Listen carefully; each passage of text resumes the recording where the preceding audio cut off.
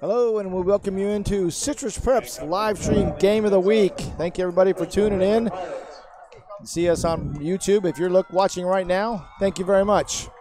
And we are live at Citrus High School with the Citrus Bowl Stadium for tonight's contest between the visiting Crystal River Pirates and the Citrus Hurricanes. Citrus Hurricanes and the Crystal River Pirates on two divergent sides of the ball, if you might say that, as Citrus is 0-3 to start the season and Crystal River is 3-0. I'm Mike Dame along with Brett Newsom, my partner.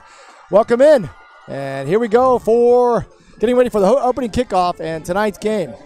Should be a good one, Mike. Looking forward to this one a lot. And you talked about the fact that 3-0 Crystal River, 0-3 Citrus. But if you're Citrus, it doesn't matter. It doesn't matter because it's a rivalry game, but it also doesn't matter because it's the first game of the district season. There you go. So it really doesn't matter. I mean, the road to the playoffs starts here. Even though we're in the era of the point system and, you know, you want to get as many points and as many wins, the bottom line is still in Class 5A, if you win your district, you're in the state playoffs. So for both these teams, they can earn a playoff spot, not have to worry about the points at all if you win your district. And it starts tonight with the county rivalry and all sorts of emotion and excitement and a big crowd, and it should be a lot of fun. Yeah, and actually last year, this is the time that Citrus started getting on the ball and actually won the game against Crystal River, and that propelled them into a pretty good season. Yeah, ended up tying for the district title with Nature Coast and Hernando. Didn't make it in because of the tiebreaker to win the district and the point system. Not enough points to get in, but still a tie for first place in the district, which obviously Coach Varnador and his young men are hoping to duplicate again this year. Going to be tough. Confident Crystal River team. Offense is running on all cylinders so far, especially the last couple of weeks. And for Citrus, the offense has been it's been struggling under a touchdown a game or right at a touchdown a game and only averaging about 100 yards per game on the ground. That's right. And it's actually over averaging about 200 total for total yards, and Crystal River averaging over 300 yards. And they've got two explosive players, DeAndre Parker and Jaden Williams for the Crystal River Pirates. Citrus High School won the toss and deferred, and they'll be kicking off. Crystal River in the all-white uniforms, blue helmets, and, of course, the Citrus Hurricanes playing in their traditional home black. And we talked to Cliff Lowry this week, and he makes no bones about it. The offense runs through, as you mentioned, number 1 and number 20, DeAndre Parker and Jayden Williams, and we'll see if Citrus can slow them down and maybe put a little bit of the burden on Ethan McDaniel, the junior quarterback for Crystal River. Opening kickoff is taken by DeAndre Parker at the 1-yard line. Good kick by Kevin Bacon, straight up the middle, hit right at the 20-yard line and pulled down right there. Couldn't see who that was, but a great hit by a special teams player. I think that was number 32, Nick Lopez. So 1st and 10 for Crystal River. I think the first part of this game is really, really important to Citrus, Mike. Talking about battling some confidence issues. Get behind early, not a good recipe. And we talk about the confidence of Crystal River. They've won 3 close games that have come down to the final drive of the game. I think they believe they can win no matter what takes place. So we go with McHenry underneath center. And Parker's going to go in motion and a toss sweep to the left side. Good pitch. He cuts back inside, puts his head down, gets all the way to 25, and then stopped right there. Tackled by number 4, Brendan Rooks. Looks like Parker on that one almost broke it, and I think if he would have gone a little further outside left, he could have got a little more room and probably could have broken it. But as it stands, still a nice gain on first down, 5 yards, and that's what they've been doing. They've been running for positive yards on first down and setting things up for their quarterback, Ethan McDaniel.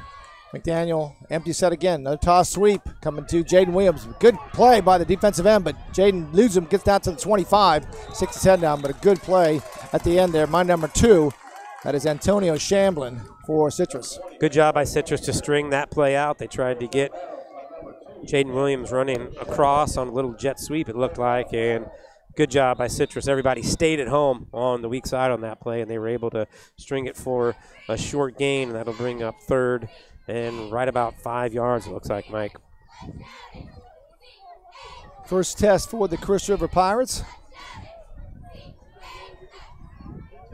And McDaniel out, Parker in at quarterback. Parker's going to snap it to himself. And straight up the middle, does not get the first down. A great hit out there in the hole. Trying to see who that was. Tough numbers to see. Yeah. Looked like Jacob Freer. It was number Jacob 8, Fryer. Fryer. Yeah, Jacob Fryer took him low, went down, got him right at the knees, and good job by Citrus, forcing a 3-and-out on the first drive for Crystal River. So 4th and short. Shamblin back deep. Jayden Williams with the punt. Nice punt to the short sideline. Takes a Crystal River drop, and Shamblin picks it up, tries to get rid of it, but a host of Crystal River Pirates dropped him right there at the 27-yard line. Be 1st and 10, first series for the Citrus High School Hurricanes. Good job, good kick there by Jaden Williams. Still, from where Jaden Williams was looking, a tough sun field as the sun was right in his eyes. Shouldn't be that way for much longer. So let's see what Connor Bishop can do here as he comes out with the quarterback. Their leading rusher is number 5, Zaire Wilcox, 47 carries for 180 yards. He's a sophomore. Bishop's going to go in the shotgun, an empty backfield. They said they changed some things up on offense this week. We'll see what kind of subtle changes they did put in. Shut out the first week, 6 against Dunellen, 14 against Westport. So that's 20 points in 3 games, Mike, just under touchdown per game on offense. That's not going to be enough tonight, I wouldn't think. So 1st and 10 from their own 27. There's a snap. 2-step drop, looks across, straight slant, and another turn around and catch. All the way down to the 45-yard line. That's Bishop trying to see the number on the side back. It's like Robert Hubert, number 88. I'm sorry, it's Brock Summers, number 80. That's a confidence booster right there. Wide open receiver, first down.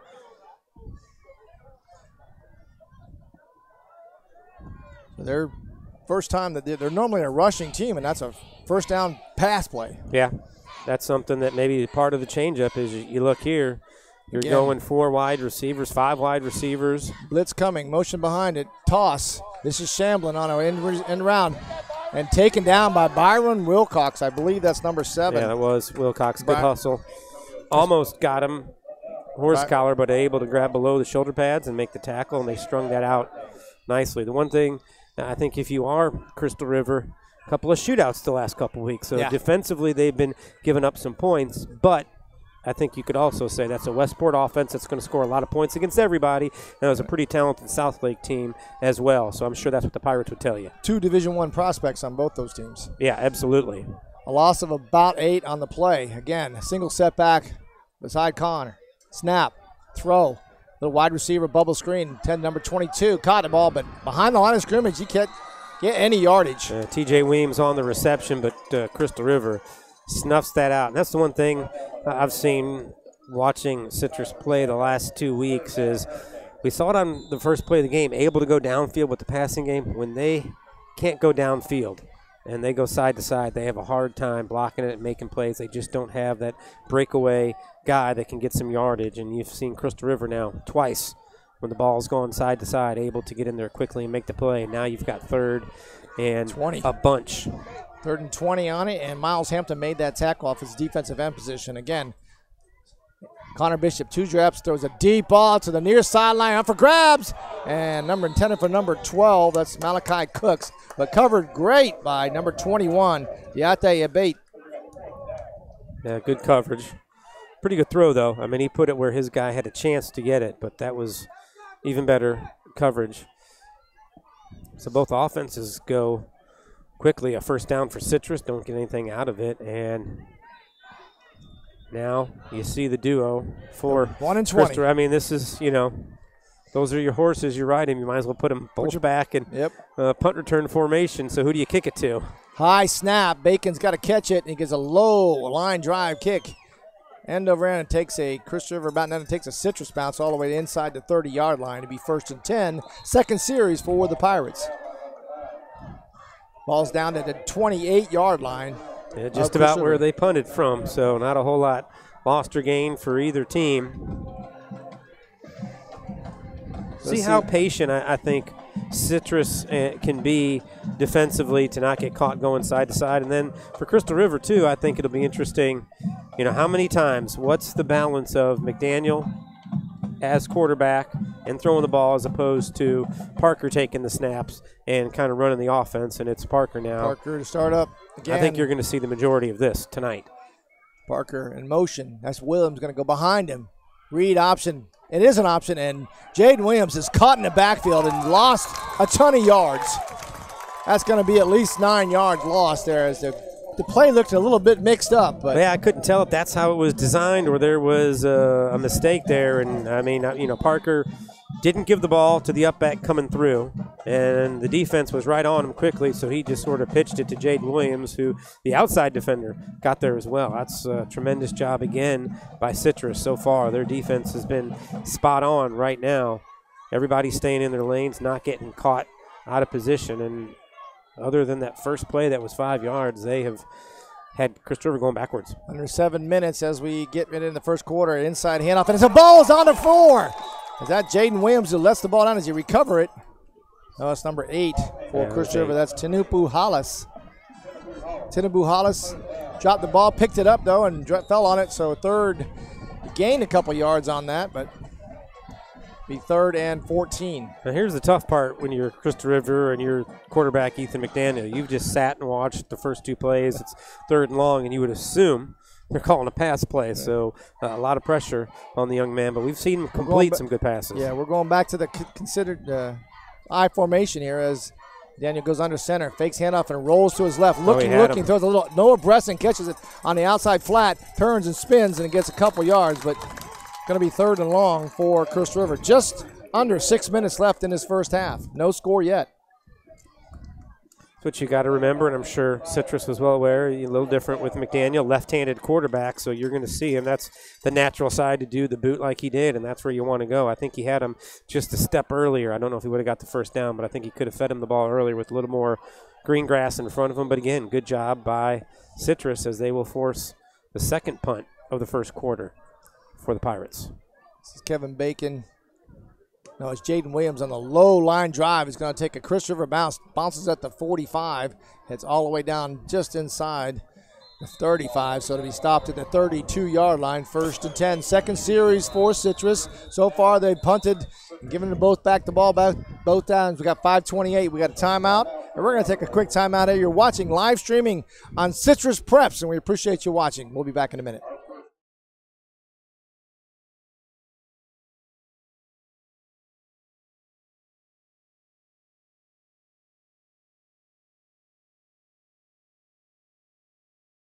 At Eagle Buick GMC, folks take a liking to our way of business. They love that we're family-owned and family-friendly. You get the best selection, the best price, and the best dealership experience. With affordable leases and incredible discounts, find what you're looking for, or we'll find it for you. And we always honor our military and veterans. Eagle Buick GMC in Homosassa, under the giant American flag.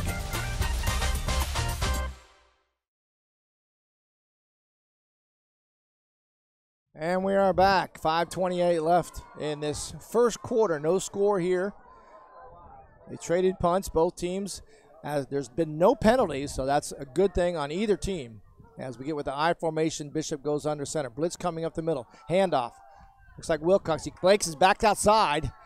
Gets close to the first down. A good gain on first down as he gets into close to the 40-yard line. Stopped at the 39. Maybe 2nd and call about 3. That was Wilcox on the carry. I'm sorry, that's TJ Weems on the carry, number 22.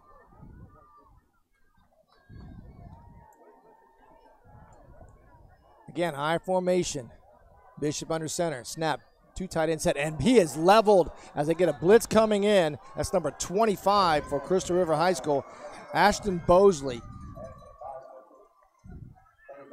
I don't know if it's Bosley or Bosley, but he's got 26 tackles on the year. 18 solo, now he's got 19. Yeah, that's a big play there because you were set up nicely at second and good yardage for Citrus, and good job again by the defense. Defense is dominating early in this one, Mike. Yeah, for both teams, they're doing what they need to do to keep the offense in either team's territory. Bishop's going to go shotgun. Blitz looked like it come up the middle. No, they're going to fall back. Two-step drop, looking. Goes to the far sideline and overthrown, intended for number 2. And it's Shamblin, his main receiver. Shamblin's got 6 receptions for 69 yards. That's the most on the team right now. So it brings up 4th down. And number 35, looks like they're doing the punting duties. I'm not sure if it's 35 or 15, but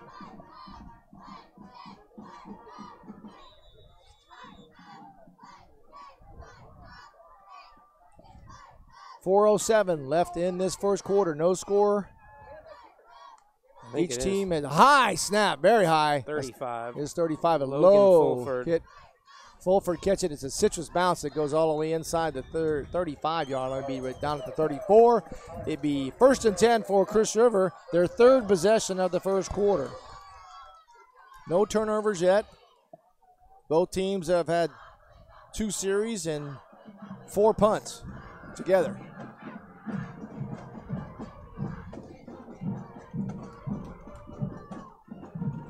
Crowd's still filling in here, and you can't see it, but it's starting to fill up. And the weather was a little muggy to start, but it's starting to, the sun's dropped down. Yeah, dropping down, and now it's starting to feel like football weather here. Actually, anytime's football weather, but we'll go from there. Parker's going to take it now as he's got twin backs on each side of him on the shotgun formation. Reed, he's going to take it himself. He goes to the left side looking, following his blinders, cuts back inside, and gets all the way down to the 41-yard line. They're going to say he's down just at the 40. So a gain of about 5 yards, 6 yards. It'll be, I can call it 5 yards, 2nd and 5 for the Pirates. And that's what they need, some positive yardage on 1st down. They got it on their opening drive, couldn't get anything going, and now they're at it again trying to pick up a 2nd and short. This is the kind of distance I think they're comfortable with right now, and we see Parker as the quarterback. Snap. Reed keeps it himself, cuts back inside, slips though, and that slip allowed the defenders to get to him and gives him a loss of about a yard. It'll be at 3rd and 5 again. Like I say, he stay there. Tough time getting free right now. Yep. That one probably should have gone to the back coming through first. Looked like they had a little bit of room up the middle, but he pulled it and then slipped, and that was the end of it. Good job by Citrus so far tonight. They are staying at home, staying in their lanes, and doing a really good job of not letting either Parker or Williams get outside. Snap, handoff to Parker, cuts the right side, and defense rolls him up. Citrus holds, and it's 4th down, so the punting team comes out. That's the 3rd possession, and there's a punt on every single one of them. As good a start as you could hope for if you're Citrus. I mean, obviously you'd love to get the offense going a little bit, but the fact that they've held them now to three and outs, Mike, that's no 1st downs right now for Crystal River, and this is a team the last couple weeks is scoring in the upper 30s, so good job by Citrus. Snap. It's Jayden Williams on the kick, a low line drive, skims on the turf and rolls into Chris River and Citrus territory. Gets Chris River bounce at 22-yard line. Be 1st and 10 for the Citrus Hurricanes. Just at 2 minutes left in the first quarter. No score. A back and forth game, but it's been in each team's territory. They're not going anywhere into over the 50-yard line, really. Yeah, that's what I was going to say. You know, it's been kind of a battle of field position, and right now, if you're Crystal River, you've got them inside the 25, and I'm sure you're thinking if we can hold them to 3 and out, we got a good chance of getting the ball near midfield, and maybe that'll start to break things free. And if you're Citrus, you just want to get a couple of 1st downs, get out of this quarter, and then take your chances because it's been a good first quarter for them. Bishop again, shotgun with a single setback. 2 steps, looking to the left for sideline, and 10 for 12. Catches at the 30, 35, 40, puts his head down, and pounds his way all the way to the 45-yard line. Yeah, it was a heck of a catch right there by Malachi Cooks. And not only was it a good catch, it was a good run after the catch, and he, as you said, Mike, put his head down and hit a Crystal River defender, fell forward for a couple more yards, and we talked about now they were kind of backed up a little bit about the 25. Well, just like that, they're out there near midfield at their own 46-yard line. And we got a player, that's DeAndre Parker going off or something with his equipment or something. And then number 20, Jayden Williams, going to come back up to play safety. So that was a first down. That was one of the first down that they've had. The second one. You're right. First drive, they did get one. And blitz coming up the middle for the Pirates. Snap, handoff. Nice That's cut. going to be Williams. He cuts outside, go to the 50. Makes one tackle miss and gets all the way down inside Chris River territory. Tackled by Jaden Williams, number 20, and number 25. That is Ashton Bosley. That's the one thing Citrus has had a hard time doing so far this year, is getting a running back into some open space, and that was a good job by the offensive line, sealing their blocks around the left side, and then he did a good job to get outside, pick up some positive yards, pick up another first down, and they've crossed over into Crystal River territory for the first time tonight. Weems at the tailback position. Bishop under center. Again, blitz coming, look at the middle. He cuts back outside again and taken down by number 25. He had room to run, but a good play. One tackle away. That's Bosley Ashton again. Bosley. 3 tackles right now, solo tackles in the first quarter. We're down under a minute, 54 seconds left. Quick first quarter, couple of passes each. I think Connor Bishop's settling in now a little bit. A couple of those short mid-range passes has them feeling a little more confident. Now they've had a couple of good runs, and we've seen the runs that have been successful, Mike, have gone around the left side of their offensive line. We'll see if they keep doing that. Pistol formation with Rooks behind Bishop. Fake the handoff. He's going to roll, looking, got pressure coming, and he's hit as he's thrown, but a good catch.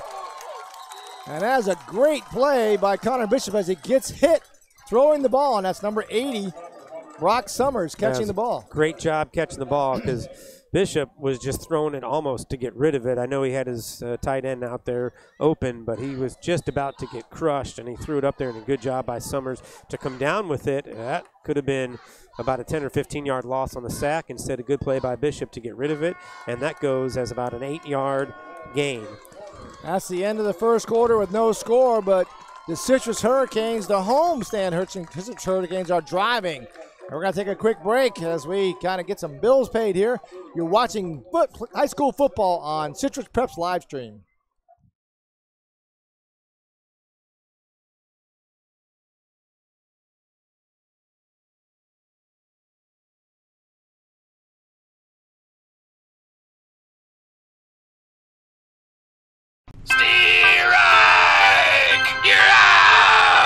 Are you striking out with other plumbers? Hit a home run with Mike Scott Plumbing with no overtime charges. That's right, 24/7, nights, weekends, and even holidays. That's straight time, anytime, all the time. Hit a grand slam by liking us on Facebook, and you could win 2 tickets to a Tampa Rays baseball game. For fast quality service, just call 866-314-4443. Mike Scott Plumbing. If water runs through it, we do it.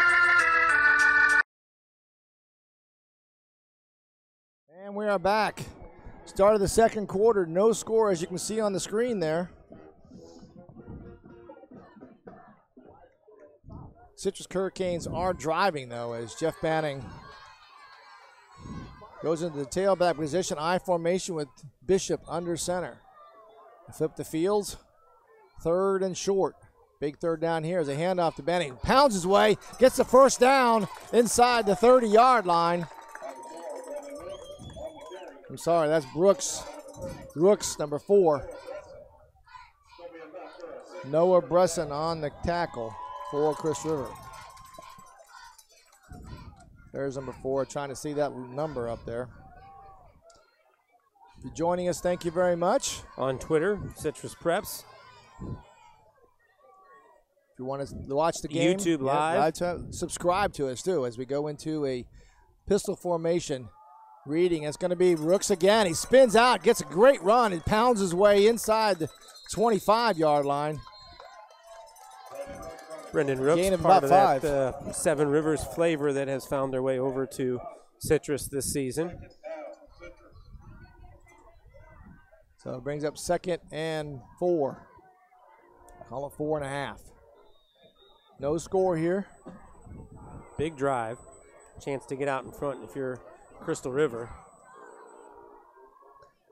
Citrus going to go into modified pistol with Rooks behind Bishop. Snap. Reed got blasted in the back and handed off to Rooks, but number 11 was in the blitz on that, and that's Tyler Sandak, Byron Foster, both in there. Sandak with 2 sacks. That gives him 3 on the year now. Sandak, part of that group that we've talked about, Mike, several times. Almost a dozen 12th graders, seniors, who've played a lot of football for Crystal River and done a lot of winning. Well, it's a timeout on the field as Crystal River, I believe, took the timeout. We're going to take a timeout real quick. You're watching live stream on Citrus Preps YouTube.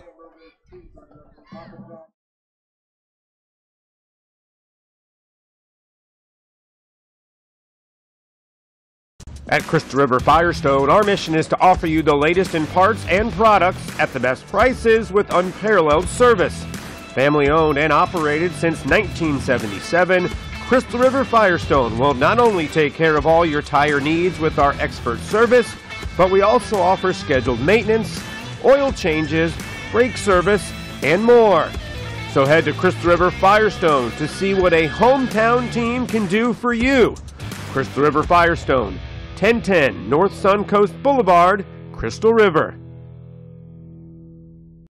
And we welcome you back into Citrus Preps live stream high school football game of the week. We are at It's getting packed, Mike. Citrus Bowl, and it's been packed in here. You're right, Brett. As we get going, I'm Mike Damon along with Brett Knudsen. We're here, 10:31 left in this first half. No score, but the Hurricanes are driving as Connor Bishop, quarterback, goes into the shotgun. Blitz coming up the middle, showing Crystal River backs out of it, and then throwing, looking, and throws it outside and just over the outstretched hands of number 2, Antonio Shamblin. Pressure from number 7, Byron Foster, getting in there, and I think he forced Connor Bishop to get rid of that just a beat too soon. I think he wanted to wait for his receiver to get a little further out and might have been able to complete it in the flat, but instead that will go as an incomplete pass, and you're kind of stuck here. Not much you the can do here, 28-yard line. You kick it into the end zone, only 8 yards difference. You might as well go for it. Never know what can happen. Defensive pass interference, pick up the first down, and if anything, you pick up a few yards and push Crystal River further back in their own territory. Weems to Bishop's right. Twin receivers on the far sideline. Going to change it up the play a little bit. And a delay. Delay a game. They did not get it off, and that was not a good time there for Connor Bishop as he tried to do something and then pushes them back for 5 yards. Be 4th and 15 now. The Citrus Hurricanes line's been doing a very good job, except for certain instances when the Pirates have been blitzing through. Weems is going to go to Bishop's right. Shamblin down to the near sideline. Bottom of your screen. Snap. 2-step rush coming. Goes a deep ball to the end zone and caught and then dropped. He had the ball. Coverage was by number 4. Good job Darius by Shamblin. Orr. He went up and caught it at his highest point, but then dropped it on the way down. Almost turned into a huge play for the Hurricanes. Instead, that's a turnover on downs. But I think if you're Citrus, remember, you started that drive at your own 25. You've flipped the field, and again now, Crystal River, for the 4th time tonight, starts the drive in their own territory, still looking for a first down. Crystal River offense not on track just yet. 10:19 left in the first half. You see on your screen there's no score yet. Trading punts and turnovers on downs. You got one. Jayden Williams in the slot is looking, and then it's going to be DeAndre Parker taking it himself, and he is pushed back. They're going to give him maybe forward progress, maybe a yard. It's going to be 2nd and 9. So far, the Citrus Hurricane defensive line has stayed true, stayed in their gaps, and played pretty good football, keeping DeAndre Parker and Jaden Williams I mean, this in check. It's a run-based offense. You know, when you got Parker back there, you're probably not going to see a pass. So it's one of those that I think, even though they've scored a lot of points, it's based on we're eventually going to break one. Yeah. And we'll just be patient. That's following his blocker. That's Parker as he comes up and tries to get the first down, but he is hit coming up quick from this safety position. That's Logan Fulford.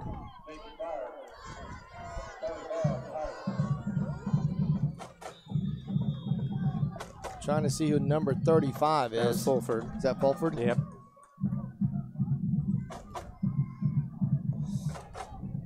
So we get a 3rd and call it 5 yards. Ethan McDaniel comes in at quarterback. Remember, lefty quarterback.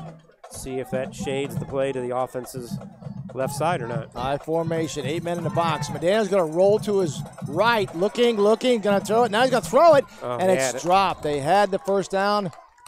Not only did he have it with the completed pass, I think he would have run it, yeah, if he would have run the football, because he did a good job of cutting up the field and eluded one Citrus defender, and I think thought maybe time was running out and had to get rid of it. Still could have been caught for a first down instead. That's another 3 and out for Crystal River Pirates. Noah Bresson, intended receiver on that. Jayden Williams going to be back punting duties for Crystal River. Jayden Williams' name being called more as a punter than a runner now, and I think that suits Citrus just fine. If you're Crystal River, you want keep him the back opposite. There. Number 2 back deep for Citrus, Antonio Shamblin. Snap, Williams. Nice kick, good punt all the way down to the 20-yard line. Shamblin picks it up, gets to the 25, out to the far sideline, cuts back inside, and then thrown out of bounds. And I don't know if that's a flag or not, but they get all the way into the 29-yard. It'll be 1st and 10 for Citrus. Good punt. Just under 9 minutes to go, 8:40 left in the first half as we come up with the 5th. I mean, we talked about the offensive struggles for Citrus, and this is a run-oriented team and defense first. So I think if you're the Hurricanes, you're sitting there saying we're almost halfway through the second quarter. It's 0-0. This is the pace and style of game for us.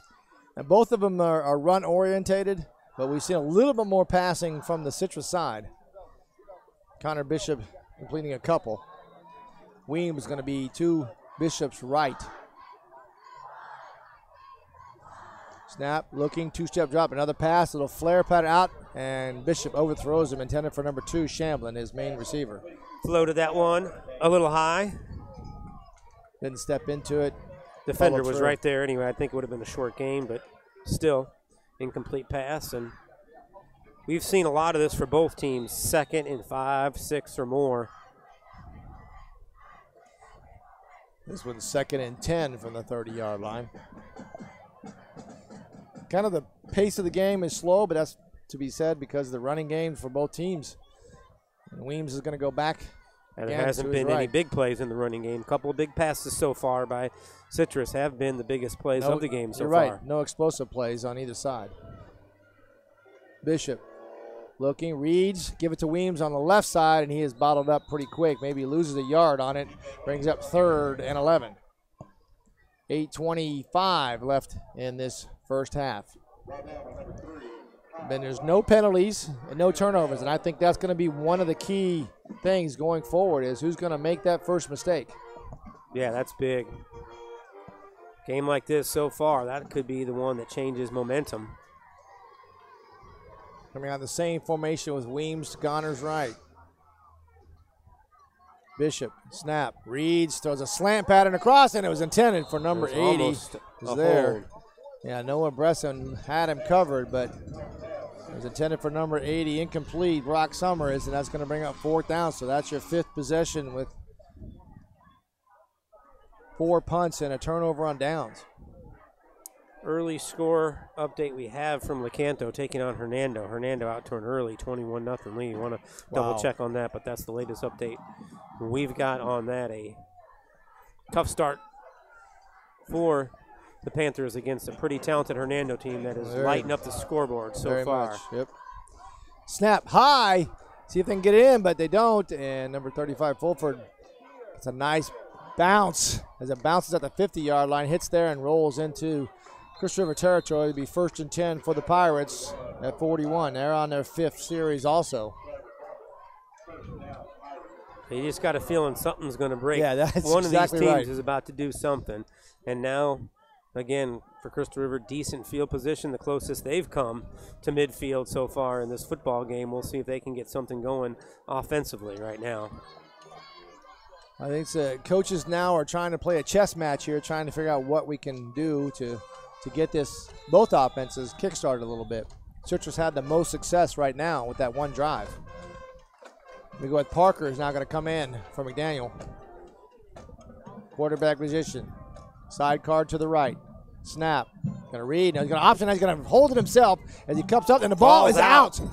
The ball is fumbled and it's picked up. Now they're going to say he was down. I don't know. Yeah, I think the official missed that one. The ball was out before he was down. I think the officials completely lost sight of the football because it was rumbling around behind Parker and then actually I think got kicked forward. It was a Pirate who ended up recovering it, but I think that was more about the officials kind of losing sight of it for a second and not Parker being down by contact. The Pirates will take it, and that's a good 5-yard gain. 4-yard gain, yeah. 4-yard, you're right. 4-yard gain off of that.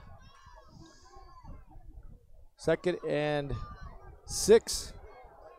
It's going to be Jaden Williams now, as he's going to be in the quarterback position. Snap. Going to carry it to himself, and he's going to try to cut back inside, but a host of Citrus Hurricanes were there. Maybe gains a yard on it. 3rd and 4. Well, that's what we've seen all night from Citrus. Staying at home, not getting lost in the handoffs or any of that window dressing that they're doing with players flaring in and out, and that's been the key. There's been no room to the outside. There were 3 Hurricanes right there.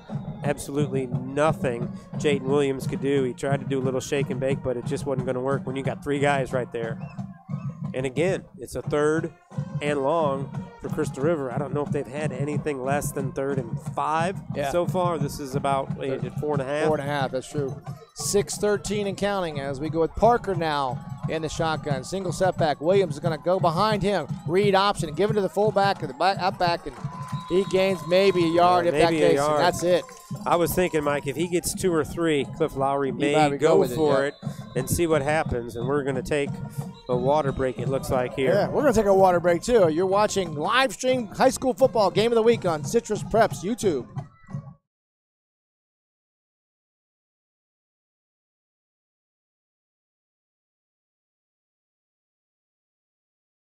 Changing your kitchen or bath? Let the professionals at Deems Kitchen and Bath Showrooms help you update your old kitchen or bathroom. For over 33 years, the Deem family has provided quality products and services to homeowners and builders, from total remodels to changing out your countertops. DCI Countertops is our 15,000 square foot facility for manufacturing your silestone, granite, and Corian countertops. We can provide all your countertop needs directly from the manufacturer. So for your next project, remember the professionals at Deems Kitchen and Bath Showrooms and DCI Countertops. Don't dream it. Deem it. We are back. 5:56 left in this first half. No score here at the Citrus Bowl, the home of the Citrus Hurricanes, as the visiting Crystal River Pirates come over here at a 3-0 record. But Citrus High School right now holding them down to very little on offensive.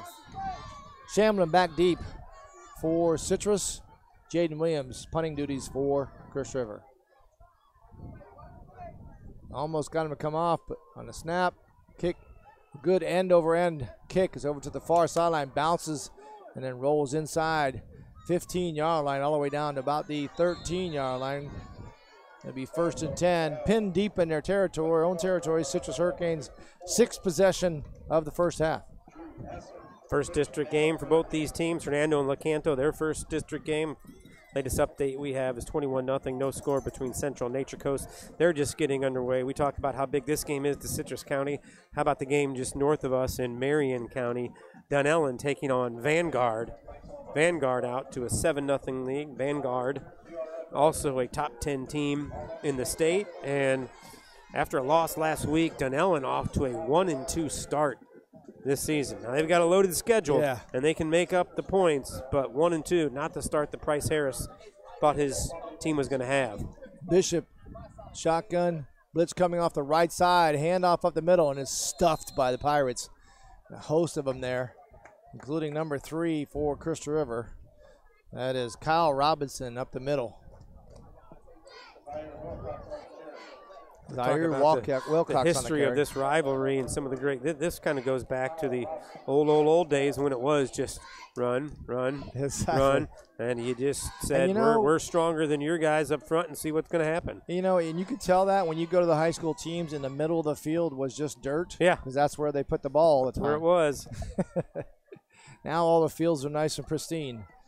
As we go with Bishop again, standing at his own 5-yard line. Snap, Reed. He's going to keep it. He's going to roll. Got places coming. Throws a deep ball and overthrows Shamblin. Looked like there, Mike, that Shamblin stopped for a hesitant when he's a second when Bishop rolled out. I think if he would have kept going the way Bishop floated that ball, he might have had an opportunity to get underneath it and make the catch, but incomplete, and now it's 3rd and long, and a chance here for Crystal River to get some decent field position. As we said, they haven't even crossed midfield yet tonight. So 3rd and 13.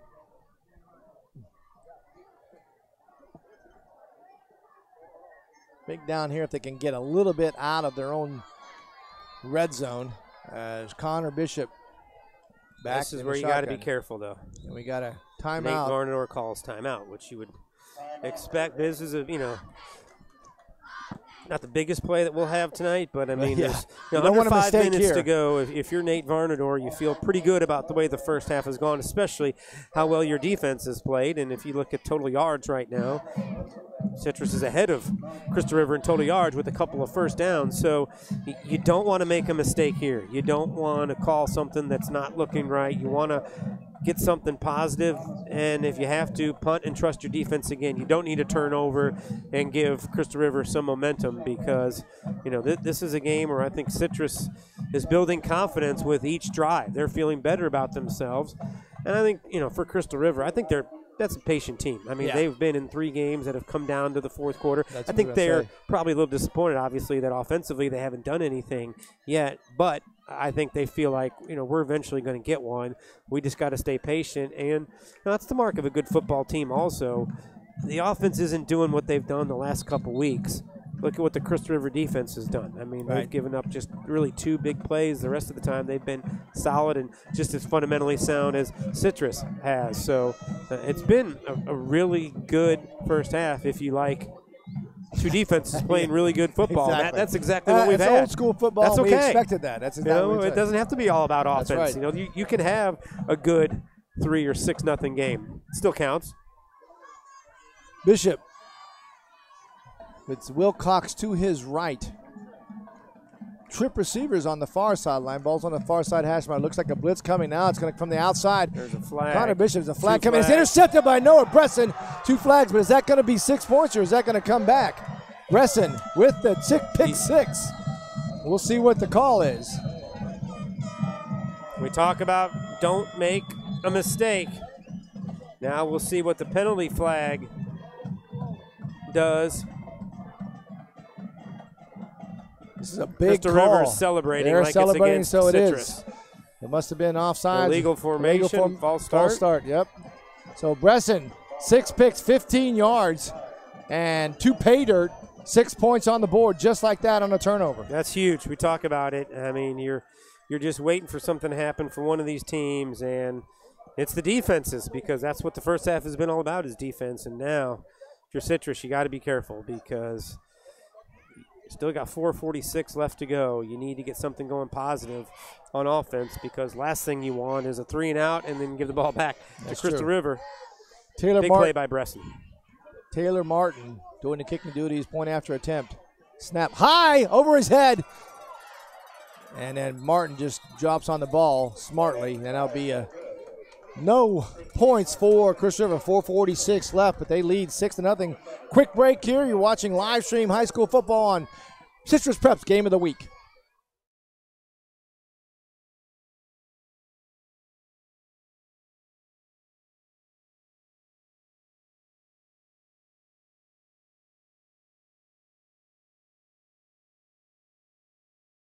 At Eagle Buick GMC, folks take a liking to our way of business. They love that we're family owned and family friendly. You get the best selection, the best price, and the best dealership experience. With affordable leases and incredible discounts, find what you're looking for, or we'll find it for you. And we always honor our military and veterans. Eagle Buick GMC in Homosassa, under the giant American flag.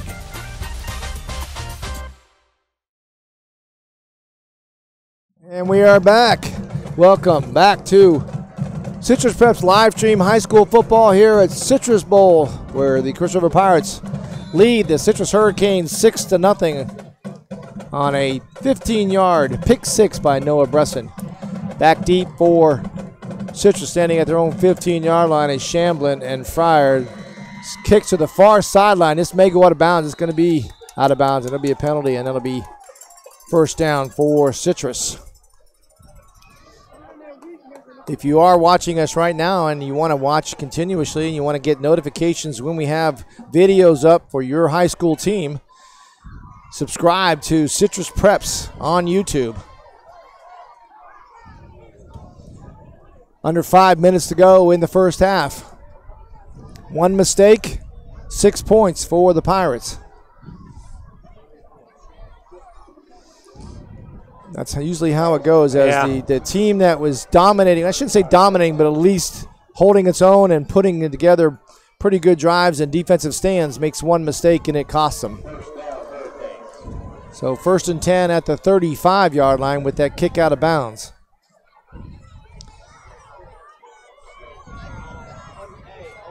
Bishop, single setback to his right. Snap. He's going to direct snap, and he cuts it in, and he is bottled up. There's no blocking on that side as they come in. I'm sorry, that was a direct snap to number 4, Brendan Rooks. There's a flag on the play. Foster on the tackle for the Pirates.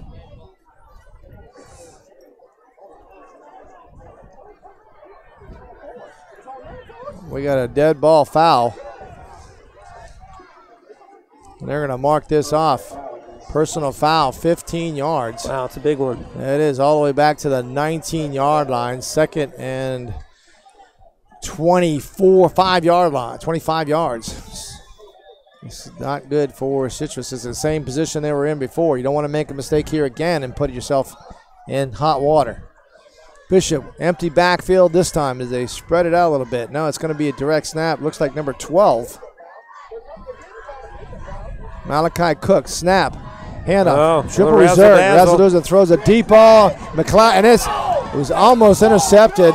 Number 4, that's Darius Orr, I believe. It is Darius Orr. I was out there in quarterback position, and he was the best man in position. He was. You know, he should have been thrown, really. He stayed home right there and had a great opportunity to pick it. It went right through his hands. Darius Orr was the man who got the interception last week that ended the game against Southlake, which to me seemed like a far tougher play than that one, but still, good job by him staying home. And now that sets up a 2nd and 3rd and 25.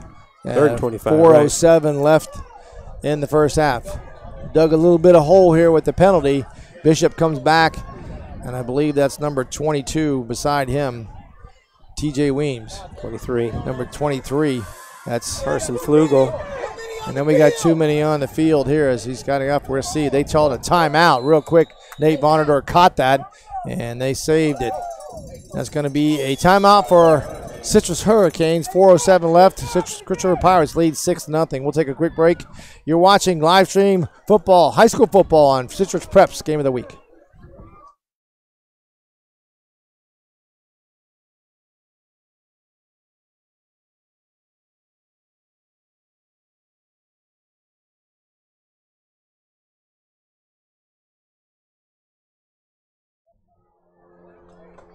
And we are back.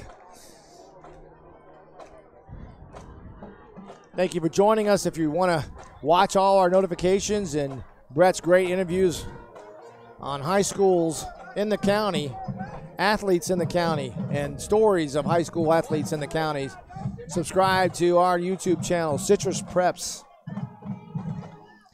Spread formation now with Bishop, empty backfield, tripped receivers to the near sideline. Snap. Two-step drop, looking, got pressure coming, got to go right at the middle, wide open to the 25, 30, all the way down to the 34-yard line. Good run, almost a first down. Oh, interesting. Now, what do you call here? Boy. 3:47. Crystal River calls a timeout now. A timeout. I think they just want to get prepared for whatever happens. This becomes a big huge play here. It does have a big play here. I mean, remember, this is a district game. First district game of the season. Your defense is playing really good. But do you dare give Crystal River the ball if you don't get it at your own 35-yard line, with the Pirates having a chance to only put together really one good drive in the first half and could go up by 2 scores? Do you punt it and trust your defense? They're not punting. I think you punt it and you trust your defense. That's what I would do. Well, they got number 4 in there. That's Brendan Rooks, who's a power runner. We'll see if they give that to him, and it may be a direct snap. No, they're going to go ahead and punt it. You're right. Yeah, I think that's a good call. You said that. You called it, Brett. Coach Vonador says, no, I'm not going to give him any freebies. Your defense has played fantastic. Yeah. In the first half, absolutely, and I think you trust them to come up with one more 3 and out, or at least low snap, and they got it up, but it was almost blocked, but it's short, and it's going to bounce back.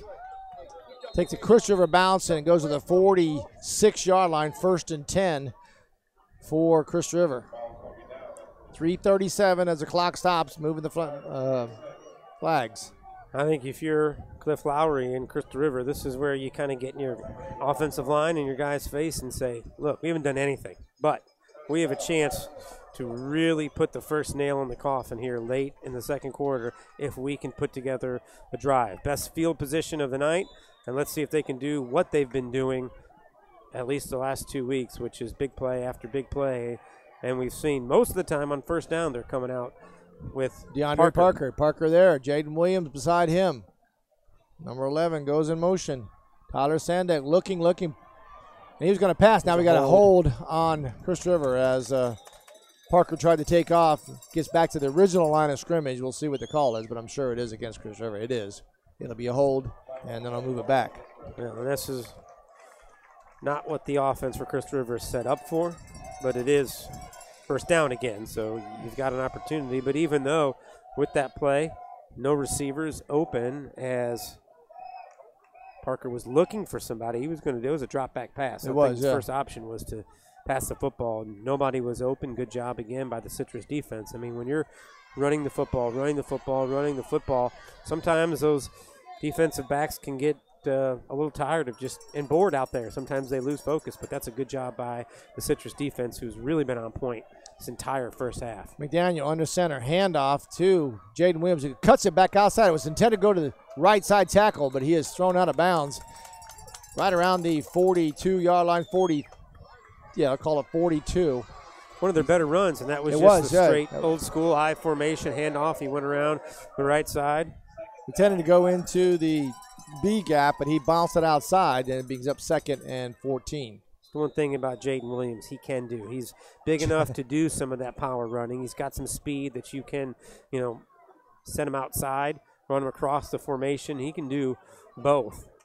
We got McDaniel going to be under center again. Williams in the backfield. That's Parker. He's going to hand off to Parker. He's going to cut it back outside on the right side, and he gets close to the original line of scrimmage. So I'm going to bring up 3rd and 10.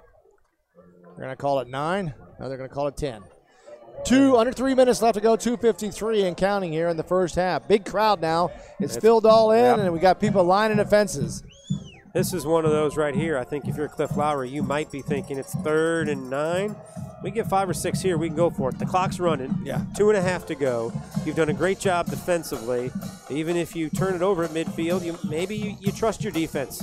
Maybe this is the chance to go for it on 4th down, if it even comes to a 4th down. There's nobody in the backfield, and he's under center. We're going to go with Parker, motion, toss, sweep, no, faked, and he is hit, and the ball comes out. I like the play design, but again, it's a great call. Job by Citrus of not being fooled by the ball fake and the toss. Stay home, and the defense comes up almost with a fumble, but they come up with a stop, and clock will run under 2 minutes before Jayden Williams is back to punt. If I'm not mistaken, is this number 6? Is this 6 punts? First half? Yeah. For Jayden Williams? You're right. Says all you need to know about how well the Citrus defense is playing.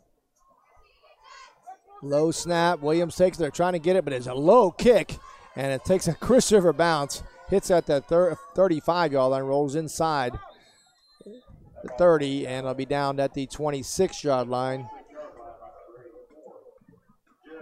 Citrus Hurricanes will take over. 1:36 left in the first half. 6-0 is your score. You see it on the screen. A lot of back and forth here. Chris River's offense looks a little disjointed. Can't find anything. Openings are not there. Citrus defense is doing a great job of staying in those gaps and staying home. Yeah, here's Bishop. Interesting drive for Citrus. I think they'd be pretty conservative with this one and be happy to go into. I totally agree. The halftime locker room only down by 6. Bishop and Weems to his left. Two-step drive. He's not past the ball. He looking, throws it up, and it throws out of bounds. Stops the clock, and we've got a flag, and that might be a roughing the passer. Yeah.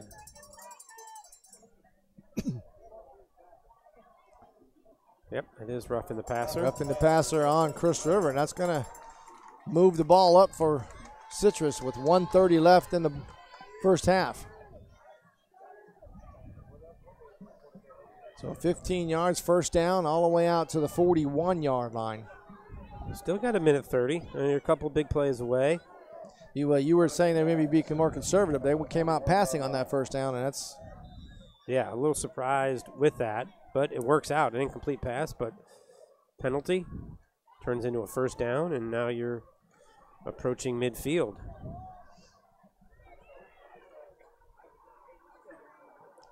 Bishop's going to go on center with I formation. Blitz coming off the left gap, and it's a handoff to the fullback. No, it's caught by Bishop. He's going to 50. He kept the ball. Fooled me. Well done. Great fake as he gets past the 50-yard line, knocked out of bounds at the Crystal River 45-yard line. Stops the clock at 1:23. Good run and fake by Bishop. Yeah, really good job to hold on to that ball. Had the Crystal River defense fooled, and now just like that, Mike, we said be conservative, go into half, happy, down 6-0. Now you've got the ball at the Crystal River 44, and there's a chance to get some points. Again, I formation with Bishop under center. Stacking the gap, and it's going to be faked again. Connor Bishop takes it himself. He's going to run at the ball. He's got the sideline. 35, stays in bounds, gets inside the 30-yard line. First down for Citrus. 1:16 left in the first half. Bishop loses his helmet, so he has to take a seat for this play. After another good job holding the football and going around the right side for a big gain. We got a timeout as Chris River wants to talk about it. It's 2 plays by Connor Bishop keeping the ball, going out the right side and gaining almost some yardage. The same exact play both times. They were. A great job as they took advantage of a little bit of some over-aggressive play and just got an update and appreciated from athletic director Ron Allen from Lecanto. Not good for the Panthers. 41-0. And there were still 3 minutes to go in the second quarter. So probably will be a running clock. Is it 35 or is it 45? I forget on the high school. So 1:16 left here in the first half. Tight ball game. One mistake, 6 points by Chris River as Connor Bishop intercepted. And Noah Bressa takes it in for 6 points. Brendan Rooks now out at the quarterback position. He's going to be in shotgun with a up back to his right. Motion across the face. Snap direct. And Brooks takes to the right side. He's gaining. He puts his head down 20 all the way down to the 15-yard line. They're going to move the chains. Clock stops with 1:09 left. And Citrus threatening here inside the Crystal River red zone.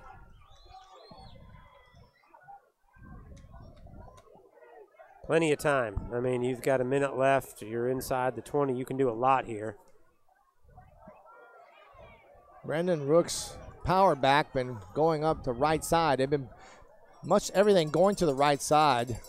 Talk about how big penalties are in a game. I mean, it was an incomplete pass, and it was 1st and 10 with just over a minute to go, and a penalty changes everything. Bishop hands it off to the fullback, and he has gained a couple yards as he's tackled down there, trying to see the number there. That's number 9 for Crystal River, Miles Hampton. 30 seconds left now, trying to get one off. This clock is running. I'm sure they don't have any timeouts. Yeah, remember they used one. They used one there, so they're trying to get up to the line of scrimmage. 23 and counting here. Bishop under center, snap, handoff, fullback again. He's not going to make it. There's no. They got to try and spike it. They're going to try to spike it and get a field goal. They've got 10 seconds left, and they're trying to line up Not to me. Well, they're not going to get it. Yeah. They've got to get it down. It's snapped. It's going to snap it, and there it is. And they're going to throw the ball in the end zone. And overthrown, no. Oh, boy. There's a lot of angry Citrus Hurricane fans here as they didn't have any way of getting the ball up. I agree with you. They should have spiked it there and got one more play to throw into the end zone. So the wasting of the timeouts has really hurt Citrus Hurricanes. We're at halftime here at Citrus Bowl, this home of the Citrus High Hurricanes. Crystal River Pirates lead the Citrus Hurricanes 6-0 on a pick six. We'll be right back. We'll take a quick break, come back with some halftime thoughts. We'll be here all night. Stay tuned. Live streaming Citrus High School football right here on YouTube, Citrus Preps.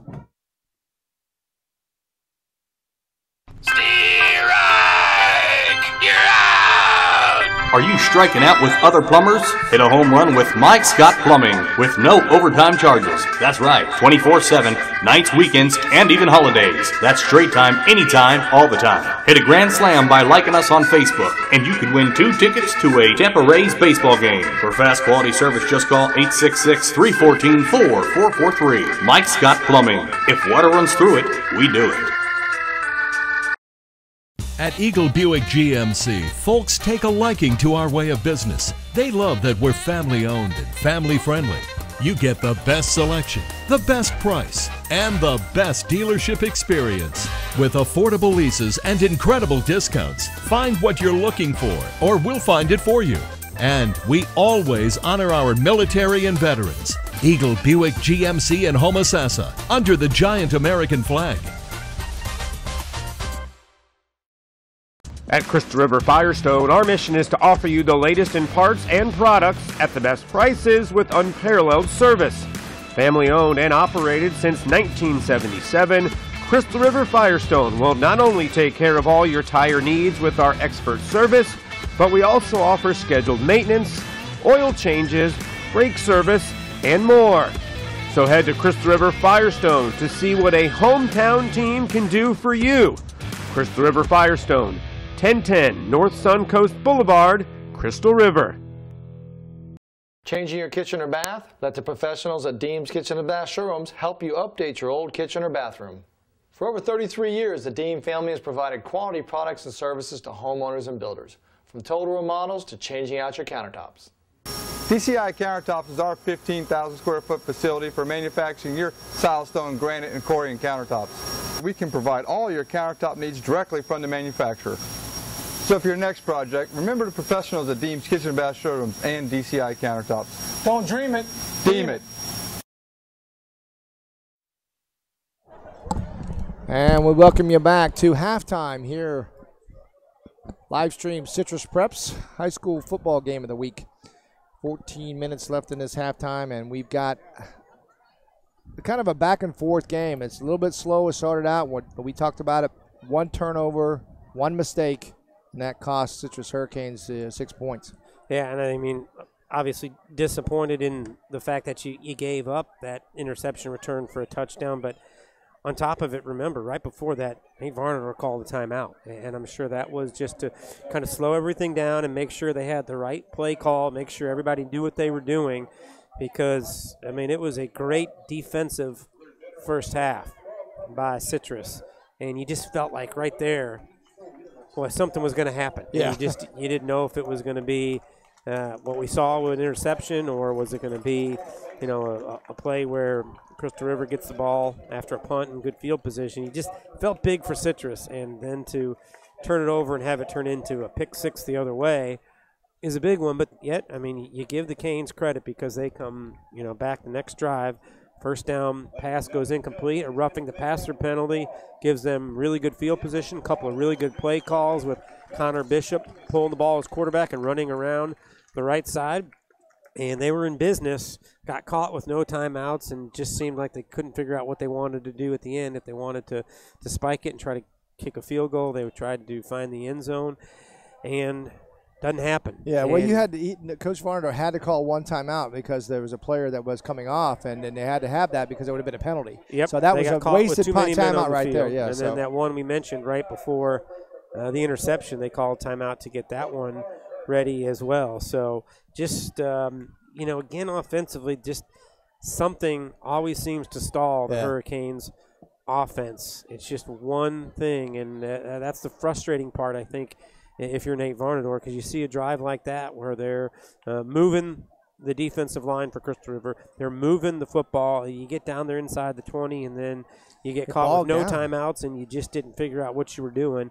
But, the good news is, 6-0. You're right here in this football game. You have completely taken DeAndre Parker and Jaden Williams out of the game. That being said, I think if you're Cliff Lowry and Crystal River, you're saying, okay, that's probably as bad as we can do offensively right now. We're going to break our guys free at some point, and if our defense keeps playing like this, we're going to be able to put up some more points. So it's going to be an interesting battle in the third and fourth quarter to see.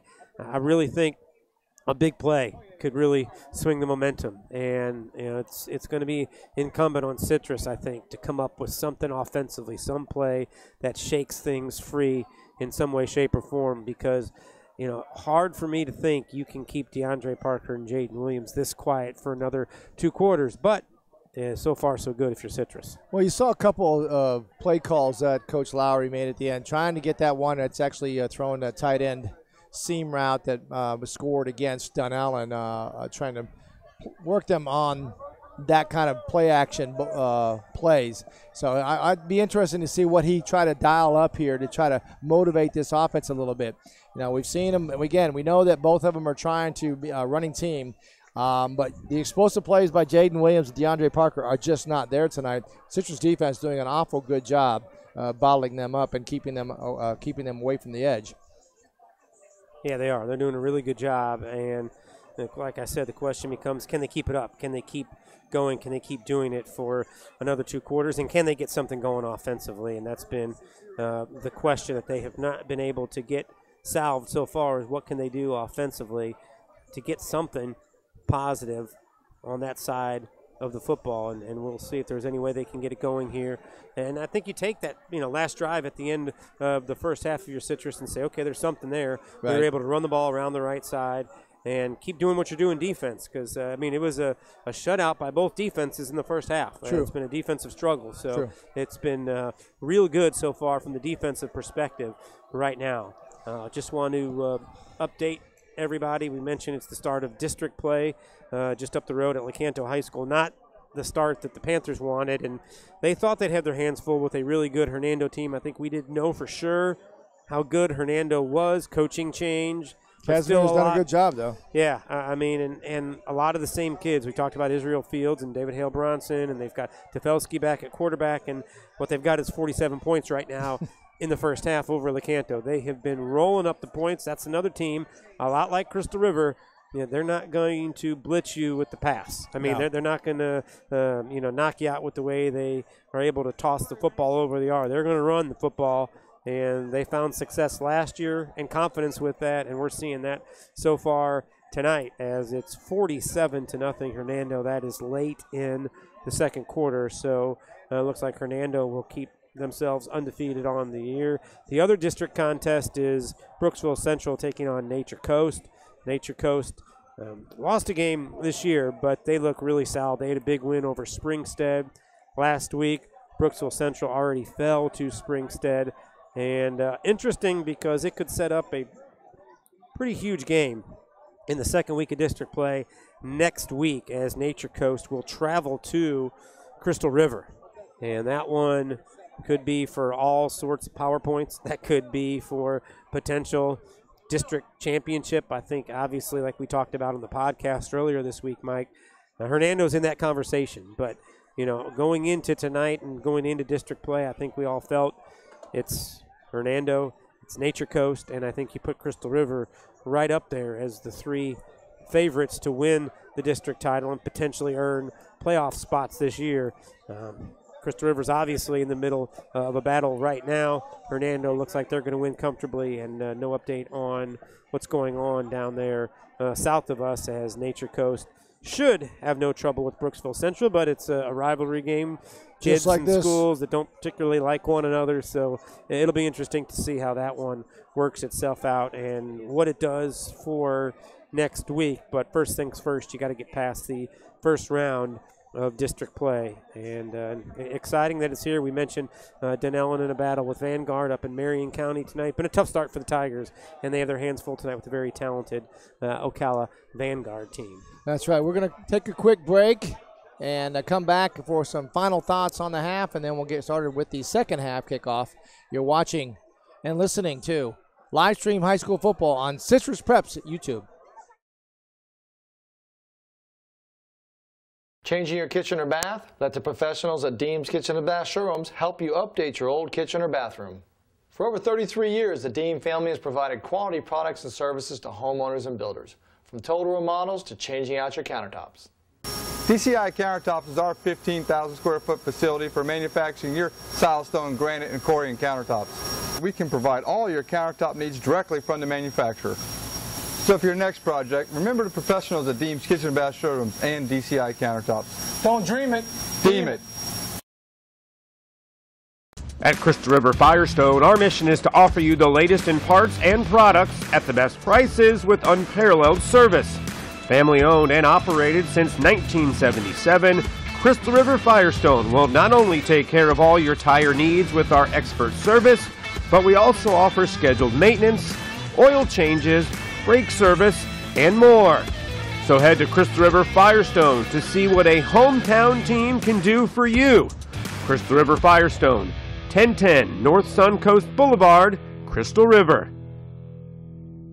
At Eagle Buick GMC, folks take a liking to our way of business. They love that we're family owned and family friendly. You get the best selection, the best price, and the best dealership experience. With affordable leases and incredible discounts, find what you're looking for, or we'll find it for you. And we always honor our military and veterans. Eagle Buick GMC in Homosassa, under the giant American flag.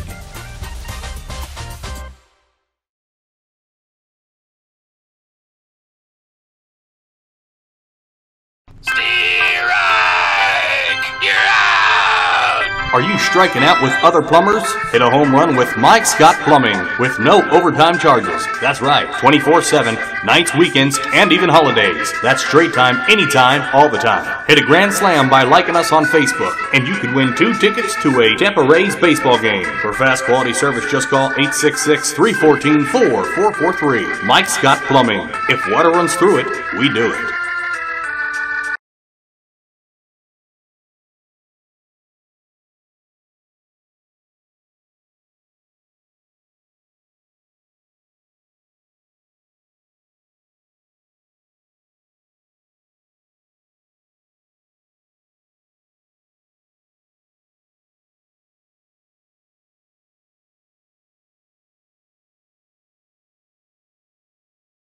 Hello, your friends. Yep. Welcome back to Citrus Preps High School Football Game of the Week here in Inverness, as it is Crystal River in front of Citrus, 6-0 at the half, and the score comes on the defensive side of the football, as it was an interception return for a touchdown deep in Citrus territory. And Noah Bresson. Yeah, Noah Bresson, and that's a name that Crystal River fans know. Reese played and did well for. He did. I was talking to Bobby Verlato, the AD at Crystal River, last week at the game at Southlake, and just kind of talking about the tradition of kids who have played, brothers who have come after brothers, and Bresson is another one of those kids that, I don't know if you, not overwhelmed with size, speed, but just a player, just like his brother was. Just hard-nosed kid, just going to go out there and give 100%. Yeah, and he made a big play, took advantage of a mistake, and that's the only points of the night for Crystal River. And interesting to see what changes are made at the half. Like I said, defensively, I don't think the conversations have to be too intense for either coaching staff, because the defenses just were flat out phenomenal. And honestly, I think you say, Citrus may have got the better of that, although both defenses pitching a shutout. I think you take that and you're happy with that. So it's a good defensive effort by both sides. Offensively, I think Citrus feels like, okay, there was some stuff there. We were able to make some first down catches and throws. We were able to get a couple of first downs. ran the ball late in the half. So, we're fine. Just, calm down. Let's nobody worry about what happened the first 3 weeks. We all have to keep our focus on the next 2 quarters because we got a chance. I don't know what the conversation was like this week, back and forth between the kids and the schools and all that, but I would imagine a lot of people didn't think Citrus was going to be able to hang around with Crystal River. I thought the score would be a little bit more than what it is right now. And so give Citrus. So you're right there. You're right there. Can you try to finish it off, which has obviously been the problem so far? And if you're Crystal River on the offensive side, I think you just straight up challenging your kids, your offensive line and your playmakers. Let's go out and make plays. The worst thing you can do, if you really think that you're better than Citrus and you should be winning this football game, the longer you let them hang around, the more opportunities they're going to have to make a play to beat you. So go out there and make a play and see if you can put some space between them. But so far, they haven't been able to make any big plays. Yeah, but the advantage, I think, is going to go to Crystal River. They've been in these 3 games, and they've all come down to the last wire, so they're kind of used to this being close. Yeah, there'll be and they don't panic. They're not going to come off of their game plan from that standpoint. They're going to play what they need to play in their type of football, and I think they've recognized that, hey, we've held our own with Westport. We've held our own with Southlake, and we came out on the end, and both of those came down to the wire, including Dunellen. The only difference is, though, Mike, I mean, you've been through it and when you're in the middle of those games against Westport and last week against Southlake and you're the offense and you're scoring, you're pretty confident. Hey, this is the first time, in a couple weeks they've looked up and said, whoa. Well, now remember, they hadn't had a point in the first half against Dunellen and went into the halftime. So they don't have to go too far in the memory bank. But, like, I agree with you. I think they're a confident team, and they feel like, okay, we're eventually going to make one and break one here. You just got to stick with it, and we'll see if they're able to get it done. And as I said, if you are Citrus, you just got to lean on your defense and say, keep doing what you're doing, and we'll eventually make a couple of plays, and hopefully we'll be able to get in the end zone tonight and figure out a way to pick up a big win because it's still up there for the taking for either one. So far tonight, we talked about Crystal River, and thanks to Chris Bernhardt Jr. from the Citrus County Chronicle with some stats, 31 yards of total offense for Crystal River. Wow. Averaging yards. 308 yards a game. Yeah, and they only pick up 31, don't pick up a first down even in the first half. So, that being said, you're still up by 6, and I'm sure that's the message for Cliff Lowry. Man, we got to keep it going. Halftime now. They've gone to the break at Lecanto, and it's 47-0. So that game could be a turbo clock for the third and fourth quarters as Hernando looks to just continue to do what they've done, Mike. I mean, they've sort of built it the last couple of years, and they've got some kids that have won a lot of football games, and they're feeling pretty confident. So far, so good for the Leopards, and you're going to have to regroup and play a pretty good second half. If you are Greg Harper and his crew, I think you're just trying to find some confidence. Yeah, definitely. Well, we appreciate you tuning in to our live stream of high school football every Friday night. We have a game of the week.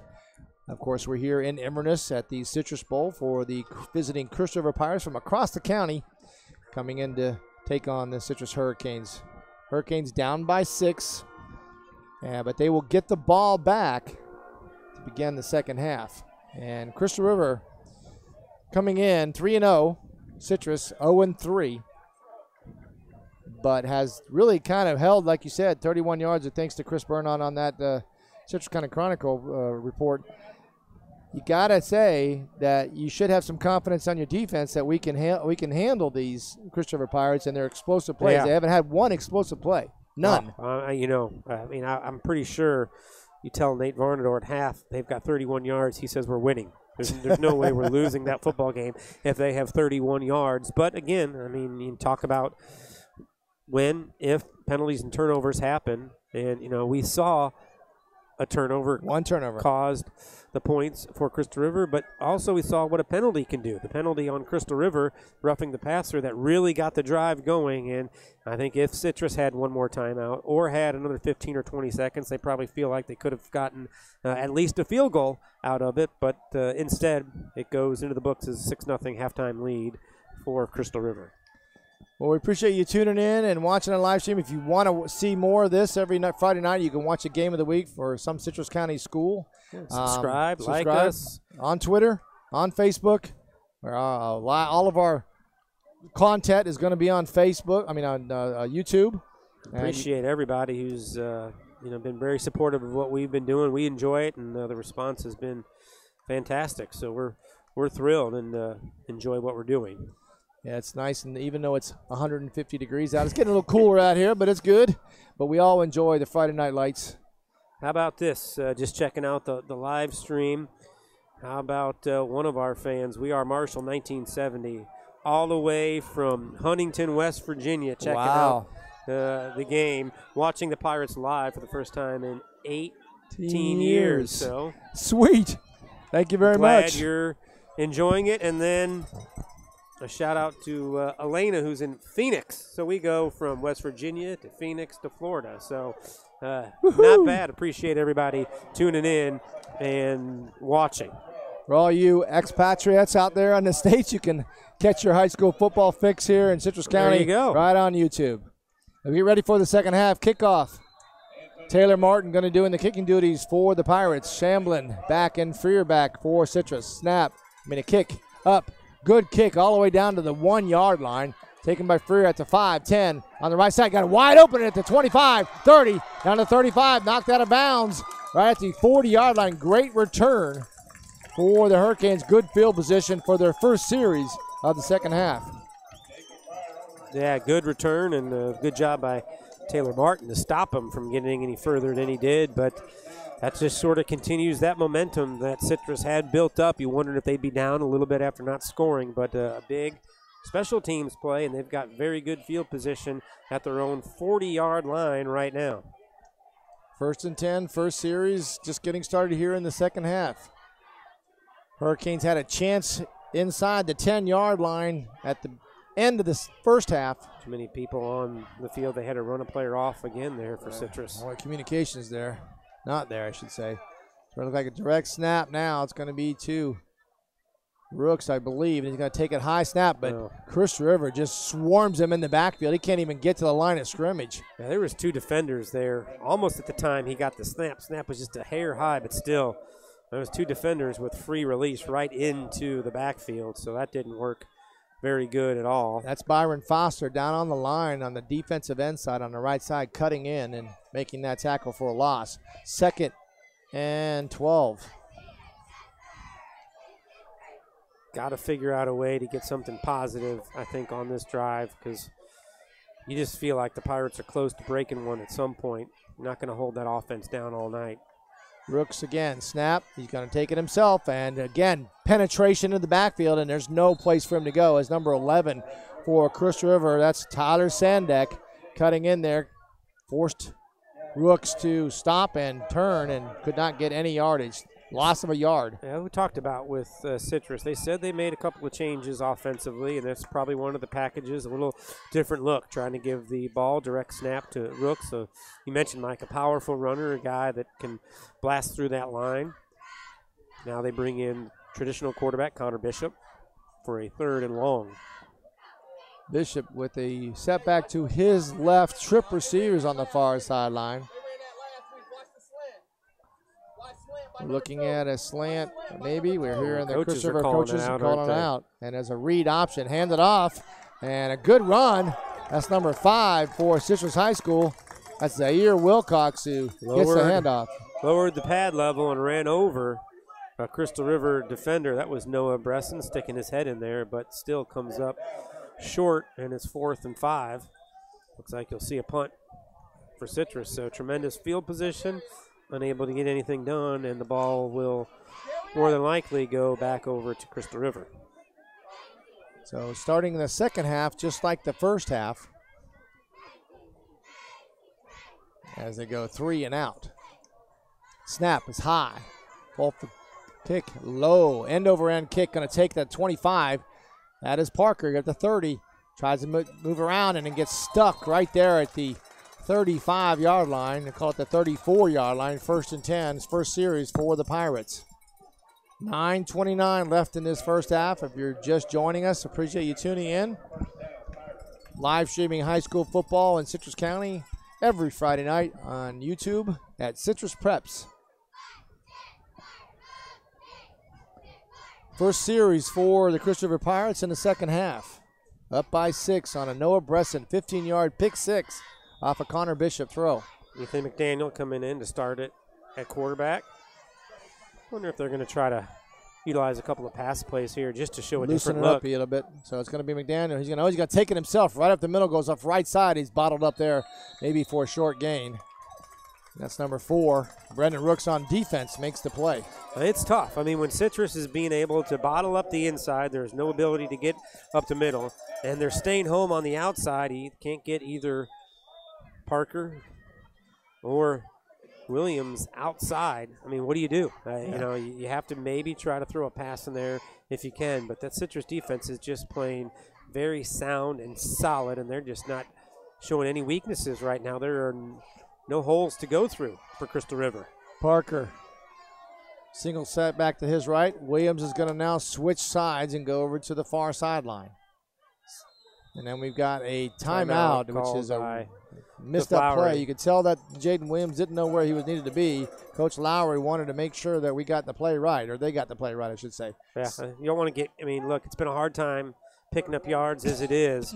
It's 2nd and 10. Last thing you want to do is take a penalty, make it 2nd and 15. It's been that difficult, and I'm sure he feels like got an opportunity here, decent field position, and we got to get something going. Let's don't take a 5-yard delay game because that clock was running down. So interesting again what Crystal River is going to try to do here. I mean, it's been a lot of run, and I talked to Coach Lowry about that after their win last week, and he said, you know, that's what our identity is. That's who we are right now as a football team, and we're going to stay true to it. We're not going to change it, and this is a good test for that, I think. You know, when you're not putting up the yards and the points like you have, do you stay true to that, and can you still call that game? And we've seen that they have stayed true to exactly what they've done the last few weeks. Parker's going to go in the shotgun again. Sack back to his right. Williams in the slot. Motion across in the backside. That's going to be Reed. Given to the fullback, up back. That's number 3 for Crystal River. That's Kyle Robinson. Goes off the right side for a short gain. And bring up third and call it 6. Again, just nothing there. There was, I'm sorry. The couple of games that we covered, Crystal River, they did throw a couple of wide receiver screens and then something on the inside screen to loosen things up a little bit. I haven't seen any of that yet. It's been good coverage a couple times. They have tried, which is, I think, part of it. But, yeah, you're right. I think there's just been no room to do anything, even pass the ball. Parker, handoff. He's going to counter off the right side, and he's got the open field. He's going to be gone. No, he's tripped up at the 35-40. He gets speed. Is he going to outrace him? 20, 15, 10, 5. Touchdown, Crystal River. No flags on the play. 55 yards. DeAndre Parker on the quarterback keeper to the right side and broke it free. And that's what we talked about, Brett, or you talked about, an explosive play. Is it going to come? And it did. Yeah, I mean, he almost was down, but that just shows you how much open space he had because he was able to gain control again and still break it off into the end zone for what I think will go in the books, Mike, at about a 55-yard touchdown run. And we talked about just being patient and trusting that you're eventually going to make a big play, and that's exactly what happened. And just like that, boom, it's 12-0. We'll see what they do. Looks like Crystal River is going to go for 2 points here to try and make it 14. That's going to be Jayden Williams with Robinson in the backfield. Snap. Williams going to follow him. No, he's going to hand off on the inside handoff, and that's number 11. Tyler Sandek tries to get her on the right side, and no gain, so it's going to negate the extra point. 12-0 is still your score. And a 55-yard TD run from DeAndre Parker. With one run, they eclipse all the yardage they got in the first half. That's right. And that was, we talked about, we've seen that play run I don't know how many times so far tonight, but they just keep going back to it. And they're staying true to who they are and said eventually we're going to break one. And they finally got the guys blocked going around the right side. And Parker made one cut up and he was gone. Tripped. Almost fell, but kept his feet, and then his speed was just too much for Citrus to handle, and now that makes it 12-0. And, Mike, this becomes, in my mind, a very critical possession for Citrus because now you're down by 2 scores. Again, we talked about this offense shut out in week number 1. They've only got 20 points on the season in 3 games, so you wonder when that creeps into their mind. Martin on a kick all the way back to the 1 yard line. Is Freer again over on the far sideline up to the 15. Breaks one tackle, 20. Gets all the way out close to the 25-yard line. They're going to say just past the 25-yard line. Fryer's a guy who had a big catch against Westport. He's one of their speed skill guys that can make some plays, and now we've seen a couple of decent returns for him. I wonder if they'll try to get the ball to him outside in space. Another one is at number 2, Antonio Shamblin. I think those are the two guys you look at now. Can you step up and make a play through the air? And you would think it would be one of those two guys, Fryer or Shamblin, are the two receivers that are going to have to come up with a big play somehow, some way for Citrus. Bishop going to go in the shotgun. They believe it's Wilcox. Can't see the number on that. You got a trip receivers on the far side. In motion, Shamblin going across the middle. You're right. Giving it to try to Shamblin. No, it's going to give it to Zaire Wilcox to get to the 35, all the way out close to the 40-yard line. First down for Citrus Hurricanes. Yeah, Mike kind of overloaded the right side, tried to open things up and made him think pass, and Wilcox showed some good speed, breaking free for a first down. So 1st and 10 on a good first down run by Citrus. That's what you need if you're Citrus. This is an important drive. You want to, I think, if you can't come out with points, you definitely want to get some first downs. 7:22 left in the third quarter. We're going to go I formation with Bishop under center. Wilcox at the tailback. Blitz coming off the sideline. He's given to the up back, and that is number 22, Williams, going out to 50, 45, all the way down close to the 40-yard line. They're going to say right at the 40-yard line. Another first down run on the first play. Weems and Wilcox are doing it up here, the W's. Going to be quick now. Get to the line of scrimmage so they can't get set. I formation again. Snap. Hand off to Weems. And he's going to bounce around and get some more yardage out there. Great run again. Good. About 8-yard gain. 2nd and 2. Under 7 minutes in the third quarter to go. Down more by pace 12. now to the offense it does. for Citrus. Speeded up the pace as Wilcox and Weems are doing the job. Bishop under center. Hand off again. It's Weems. Looks like he gets the first down. So we got 4 plays, 3 first downs. I go back in the huddle now, but a good change of pace there that throws the Chris River Pirates off. Shamblin comes back in at number 21.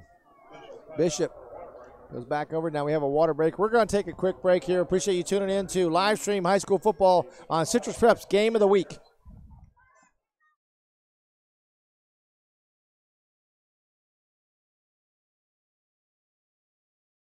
At Eagle Buick GMC, folks take a liking to our way of business. They love that we're family-owned and family-friendly.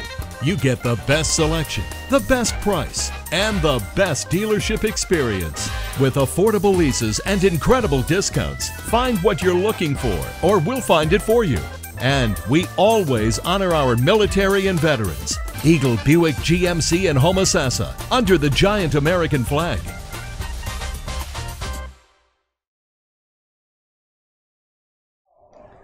And we welcome you back. 6:31 left in the third quarter. A good drive got going here by the Citrus Hurricanes. Speeded up the pace a little bit.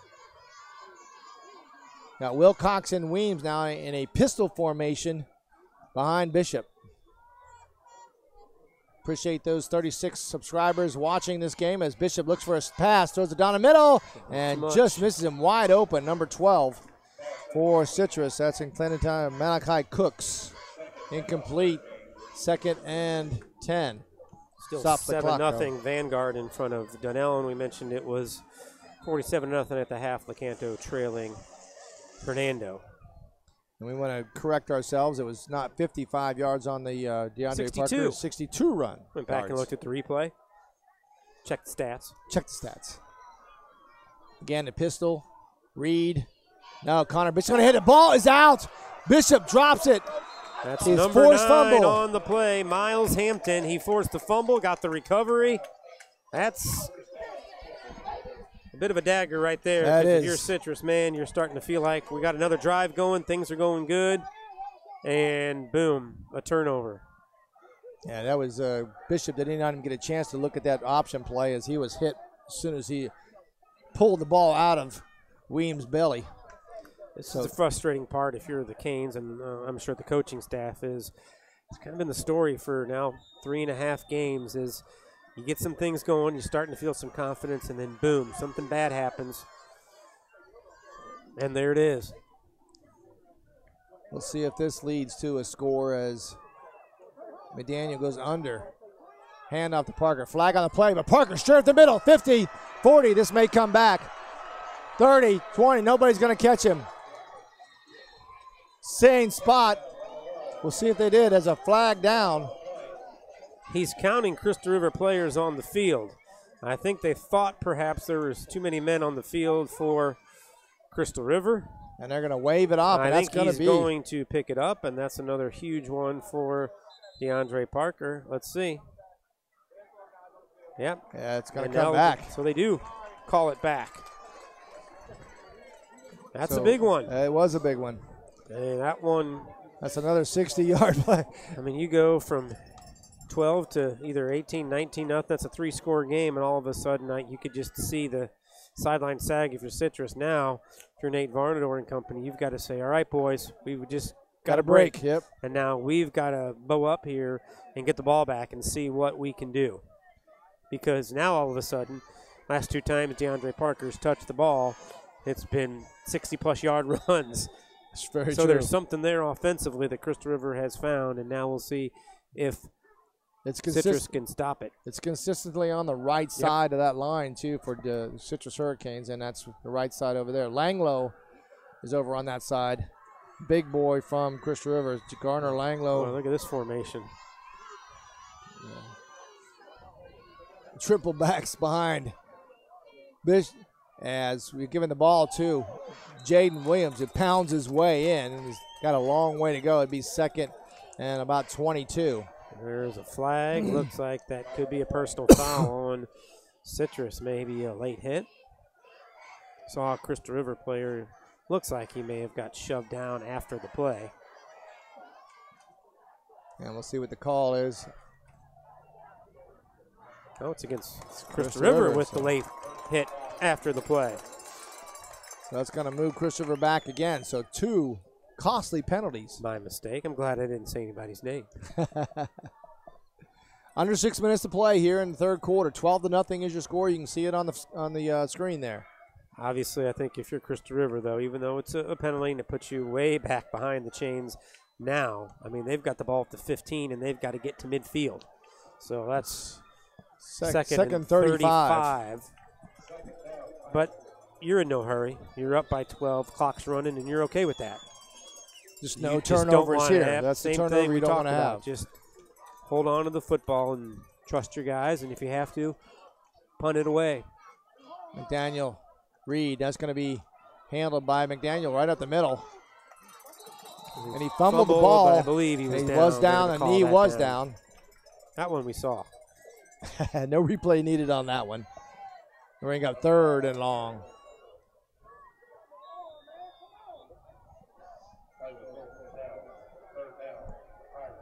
So if the Hurricanes can get the ball back here, this is a very crucial series if they get the ball back. I mean, you're still 5 minutes to go here in the third. Potential to get the ball back near midfield with a punt, and all of a sudden a score, and you're right back in this ball game. Modified wishbone is what we're looking at here as we hand off again. That's DeAndre Parker to the right side, which is where they've been going, getting a lot of yardage, and he pounds his way out close to the 30-yard line and brings up 4th down, and they'll be punting for Crystal River. Exactly what the Canes wanted and needed. After they gave up a big play, it's called back on a penalty. Another penalty pushes them further back for Crystal River, and Citrus ends up stopping them, and they get the ball back now. An opportunity here to get something going on offense. Shambling back deep for Citrus. Williams, whose right leg is getting a little tired as he's done at least 7 punts.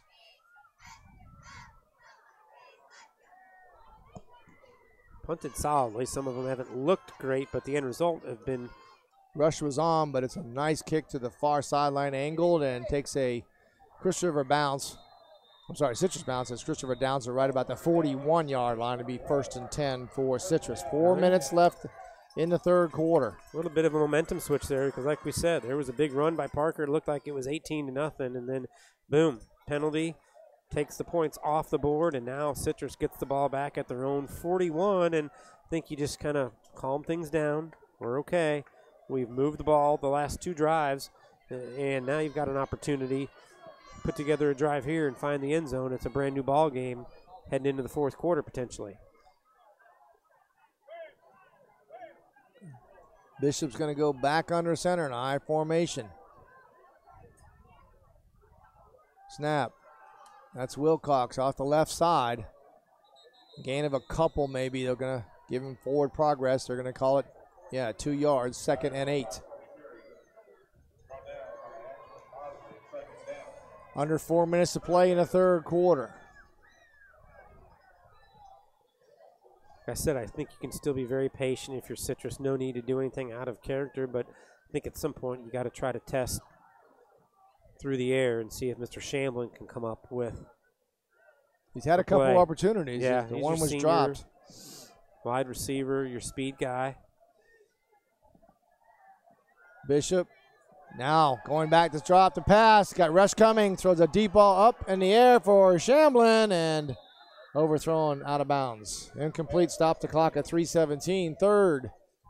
I think that was just a straight go pattern he had initially with Shamblin, and then the defense got in there. He had to pull the ball, take another step outside the pocket, and that just kind of ruined the timing of the route, caused an incomplete pass. Again, good job by Crystal River. Both sets of defensive backs for these teams tonight, I think, have been pretty well. real good because it's been a lot of running the football, and it's easy to get kind of bored out there and sort of scoot up a little bit and get caught. Take a chance, and nobody's gotten caught deep tonight, so that part's been impressive by both defenses this evening. All around, it's been a good defensive effort by both teams. Yes, it has. Trip receivers to the far.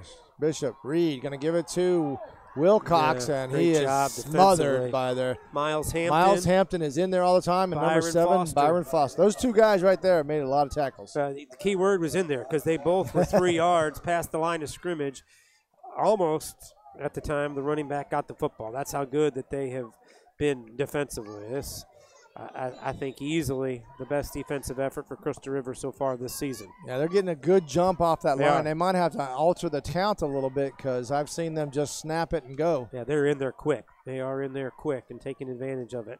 Williams back along with Parker. Williams a deep one. Low line drive, going to bounce Citrus's way all the way down inside. 25-yard line, stopped at the 21 to be 1st and 10 for Crystal River. 2:29 left in the third quarter. And this is fine if you're Crystal River. I mean, they got bogged down with a couple of penalties, punted, got a 3 and out, and they get the ball back even though they are deep in their own territory at 21. Clock was running, more time off the clock, and I think if you're Crystal River, you still feel like, okay, we got an opportunity to pop another one. We can pop a run here if we just stay patient. And I think that's what they're going to do, as you see DeAndre Parker. Direct snap, he's going to be the quarterback. He's going to be in a shotgun with twin sidecars on each side. Snap. Read option to Williams. He's going to cut the outside, gets the edge to the 30. All the way past inside and knocked out of bounds there. There's the right side again. You're talking about that is what Crystal River has seen from a coaching perspective, and their offensive line is blowing things open, and there's room. And now you're starting to see runs that were 2 and 3 yards turn into 10-plus yards. It'll be 1st down for Crystal River.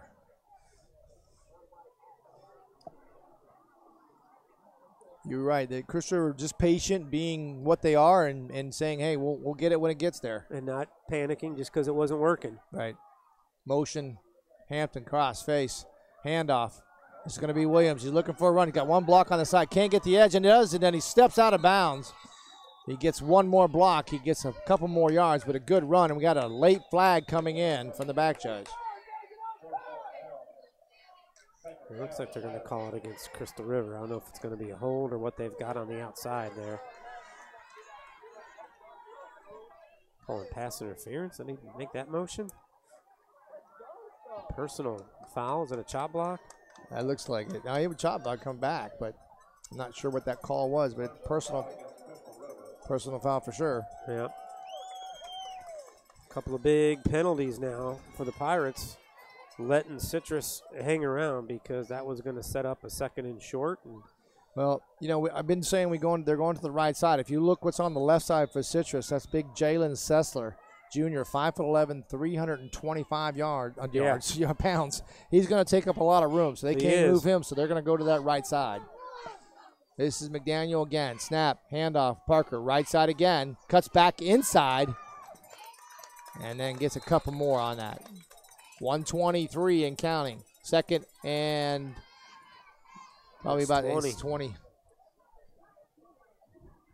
You're not real thrilled with a couple of the penalties if you're Crystal River, but again, they're running the football and the clock's moving, so you're okay with it. I think the Pirates just honestly believe that they're about ready to break another one. I think they feel confident we're just going to keep handing it off to 1 and 20, and eventually we're going to wear them out. And that's what you have to be worried about if you're Citrus. Are they getting worn down defensively? Parker, Reed takes it himself, hitting the backfield, and gets back to the line of scrimmage before he's taken down right there.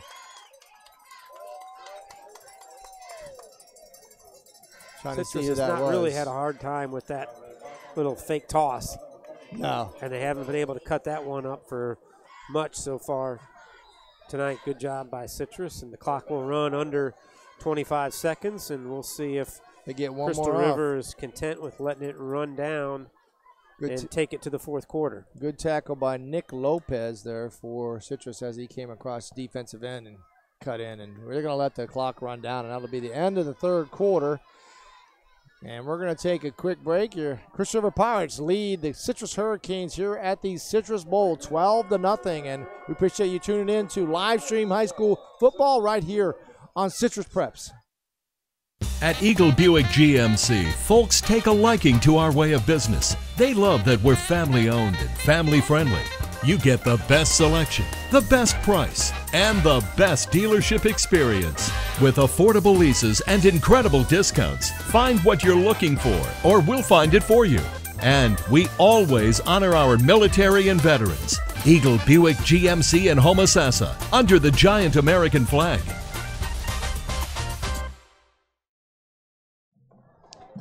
Back in town. 4th quarter, 12-0. Pretty good ball game here. Started off a little slow in the first half. Trading punts, trading 3 outs. And finally had a break in the 1st quarter with a mistake by Connor Bishop throwing a pick 6. Noah Bress on a 15-yard TD return. And then we get DeAndre Parker in the 2nd half. 62-yard TD run off the right side. That brings your points were no good. 12-0 here. Pirates lead. Again, they're still backed up quite a bit on this 3rd down play, but no like you hurry. said, They trust their defense. You can break anytime. You can go 62, and then we had another one, 62. That probably was definitely 62. Called back on a penalty, so they're going to look at it here. If they can break one, they can break it again. Still hasn't been the offensive night for Crystal River that I think they expected, and obviously you got to give the Hurricanes plenty of credit for having a good game plan and executing it nicely. Just got to get some help from that offense, got to get something positive going. Referees are discussing a couple of things here. I'm not sure what exactly. You know, we talked about at the podcast, I mean, what has gone wrong for Citrus, and I know they're not making any excuses, but, you know, talked about the death of Alec Murray, a senior. They don't have a whole lot of them on this football team.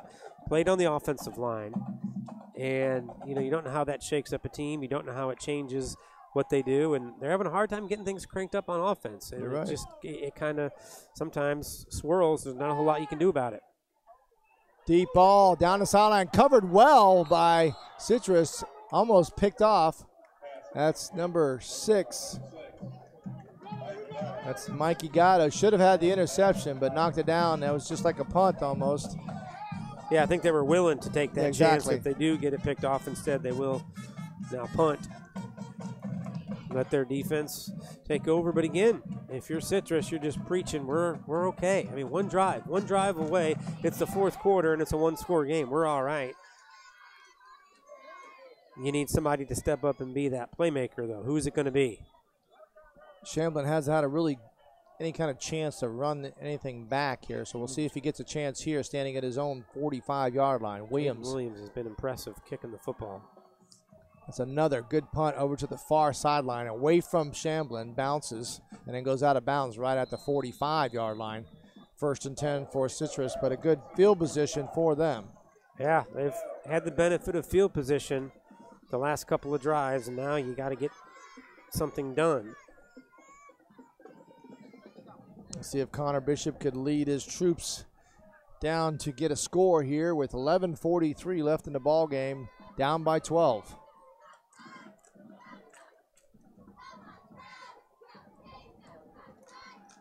As we said, it's right there for the taking, a battle in the fourth quarter. Both these teams, and just going to be who can make a play.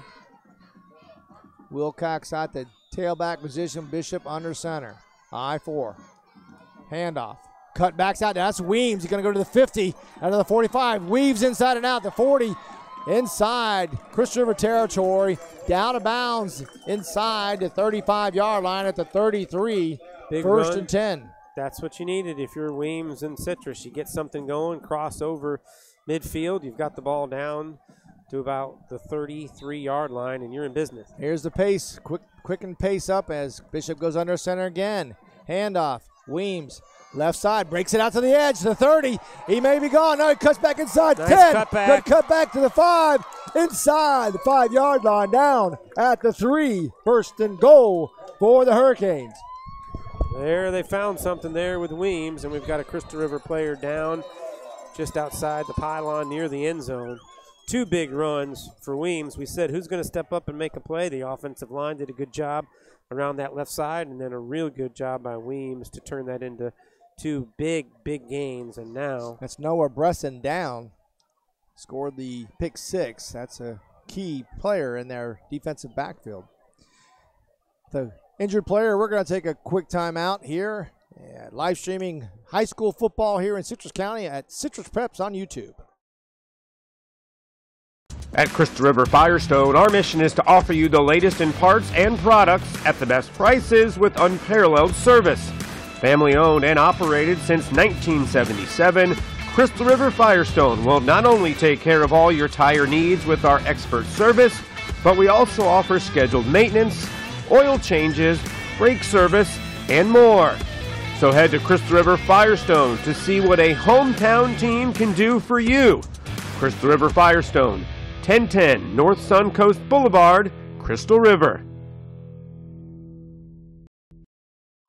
And we welcome back 1st and goal for Citrus Hurricanes here. 11:15 left in this ball game, down by 12 points. A score here would be doing good for the confidence for Citrus High. Bishop under center, I formation. And that's going to be Weems hitting the backfield. And that's number 3 for Crystal River. Kyle Robinson on the shoot. Inside linebacker comes inside the gap and takes him down for short gain. They're going to say no gain, back to the line of scrimmage. They're going to get back up there, no huddle again. Bishop, and that's going to be Weems again. And he shoots himself in. It is a touchdown as he shoots off the backside, hitting the backfield, and then dives into the end zone. 6 more points. 6 points for Citrus Hurricanes, down by 6 now. That's a big drive right there. We mentioned, I mean, you're a 1-score game just like that, and there's still 10:54 to go in this game. And no matter what happens on this extra point, it is just a 1-score game. The lead has been cut in half. It's now 12-6. Point looming here. Fulford Bishop going to do the holding.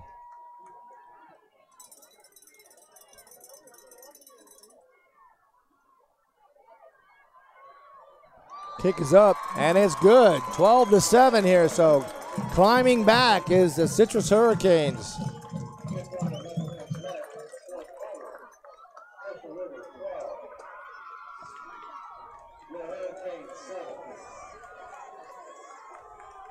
They're just trying to give some scores out there, so it's 12-7 here. 10:54 left in the fourth quarter. Big drive right there. Now again, I mean, you just rely on your defense if you're Citrus to come up with one more stop, and now Crystal River's I think they're still patient, but you have to realize we got to get some points now. I mean, this isn't just slow down the game. We got to get some points.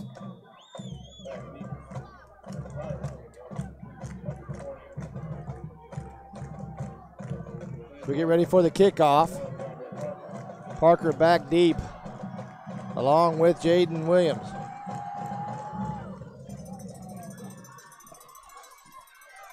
Parker at the 12.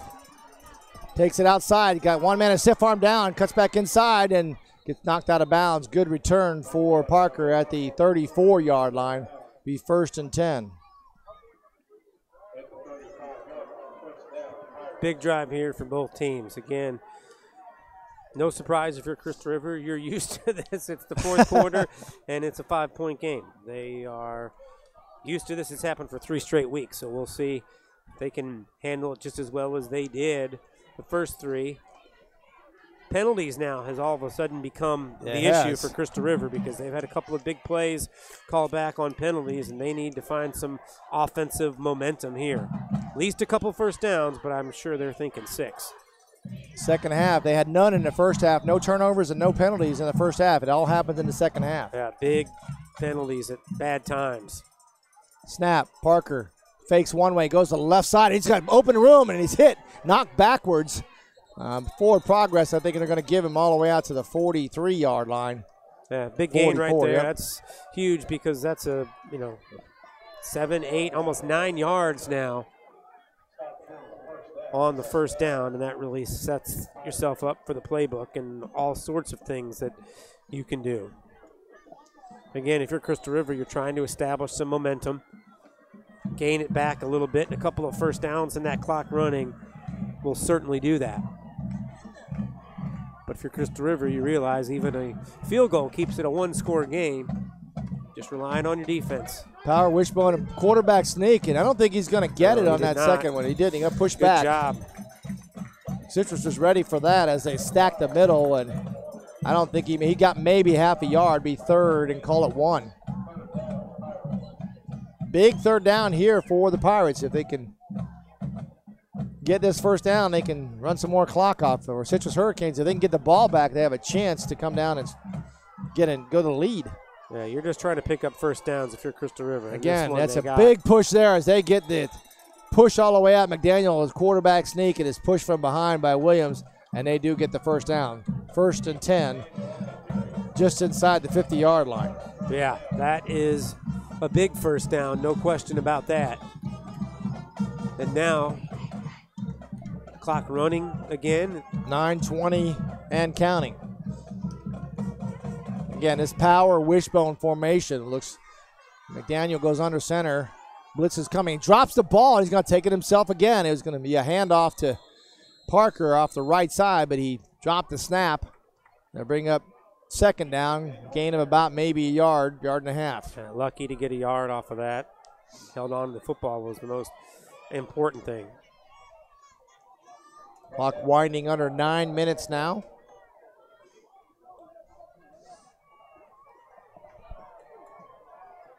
With this power formation they're showing, the wishbone is kind of misdirecting things a little bit as they try to go up the middle every time. Handoff, that's Williams. Good shoot on the gap. Defensively. That is a great play.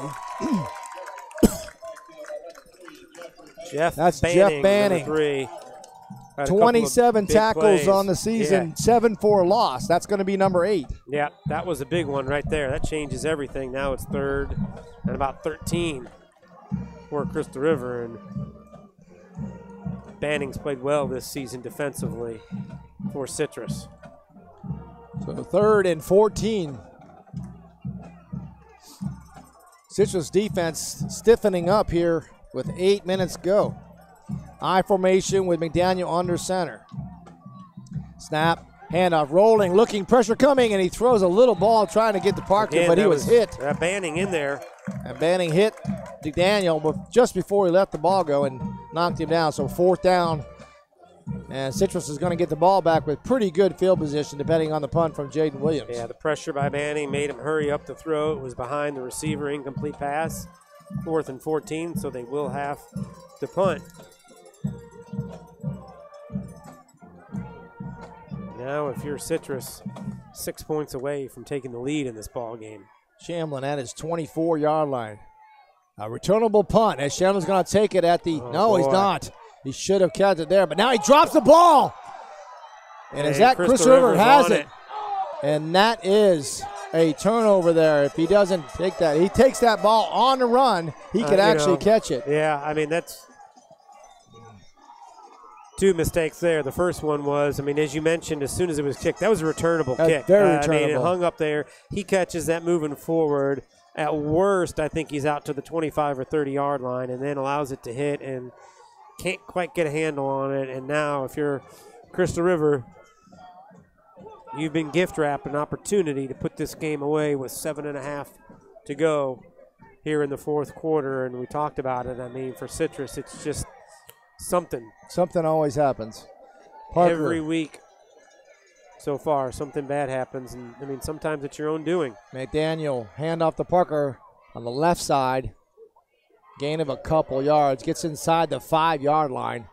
Brings up 2nd and goal. 7:26 and counting here in the fourth quarter. If this doesn't go the Canes' way and you're Nate Varnador after the game, you're going to be thinking about an interception return for a touchdown with a scoreless game, and then 12-7 game, and you've got an opportunity. Yeah, right there. And then you mentioned that fumble by Connor Bishop. I mean, those are. That was a drive that was happening, that they had some momentum going. And then right before halftime, too. Yeah. Should have been points. And that is Parker, who cuts back inside. He's close. They're going to say he forward progress, get him down to the 1-yard line. Brings up 3rd and goal, just under 7 minutes to go. Right at the goal line, the official has spotted it inside the 1. And we're looking at McDaniel, quarterback sneak here with a push from the fullback, and here it goes. And they're not going to get it. They dived under as the Citrus line does a good job of stacking it up there. Brings up 4th down now. What's the call here? Well, you go for it. I mean, I don't think there's any question. Like I said, a field goal only puts you up 8. You're thinking 6 and the game's out of reach. And either way, if you don't make it, you're pinned them down there. The safety can come either after way, that point. They're 90-plus yards away. I know they've gone to that heavy formation a lot here. They have. In the fourth quarter. I wonder if you don't try to stretch them out a little bit, but they're not. Nope. Heavy formation again. Handoff. And that's Parker, who cuts inside, and now he gets it. 6 points there. Another TD for DeAndre Parker. Off the right side, cuts back into the A-gap, and trust in your offensive line, trust in your playmaker to grind out a yard at the goal line and give Cleflowery credit for going for it and for the play call. I thought maybe they'd spread them out a little bit more, but they just went heavy. And over that right side where they've had a lot of success, and it ends up going in to the end zone. And just like that, this game changes completely in Crystal River's favor when Citrus, we thought, was going to have the ball only down by 6. Only down by 5, actually. Now the lead is up to 11. And they're going to go for it as Parker's going to go under center here on the modified wishbone. Handoff, he's going to keep it himself, try to outrun one, cuts back inside. No contest there as DeAndre Parker goes to the wide side and then plants his foot and gets the extra point. 2 points, so it's 20-7 with under 6 minutes to go in the fourth quarter. Crystal River leads. We're going to take a quick break. Live stream high school football here for Citrus County at YouTube, Citrus Preps. Changing your kitchen or bath? Let the professionals at Deems Kitchen and Bath Showrooms help you update your old kitchen or bathroom. For over 33 years, the Deem family has provided quality products and services to homeowners and builders, from total remodels to changing out your countertops. DCI Countertops is our 15,000 square foot facility for manufacturing your silestone, granite, and corian countertops. We can provide all your countertop needs directly from the manufacturer. So for your next project, remember the professionals at Deems Kitchen and Bath Showrooms and DCI Countertops. Don't dream it. Deem it. And we are back. 5:59 left in this ball game. Crystal River leads on a 1-yard run from DeAndre Parker, 20-7. Taylor Martin is going to do the kickoff duties for Crystal River. Back deep is Shamblin, and I believe that's Weems.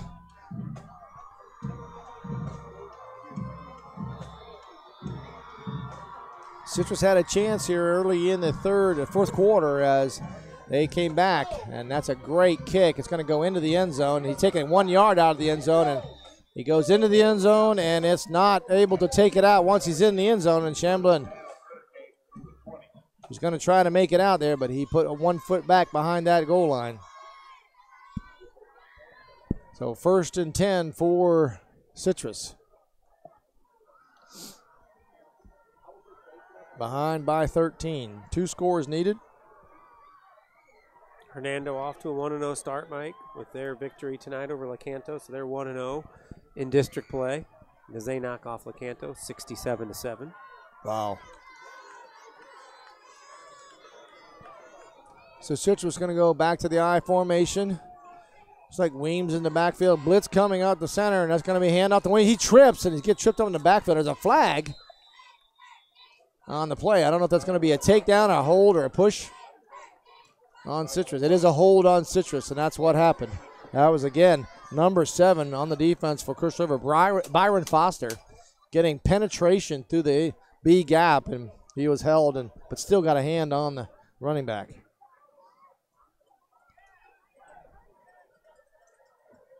That'll move him back. Clock stops at 5:51. 1st and 20. All the way back to the 10-yard line.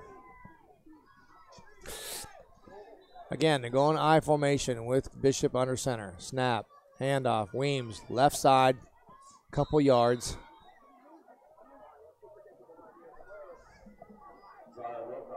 I'm sorry, that's Wilcox. Weems is now coming in. Byron Foster's had about 10 tackles this game. Yeah, he's done a very good job. Playing that deep right defensive end. So Wilcox and Weems are both in now.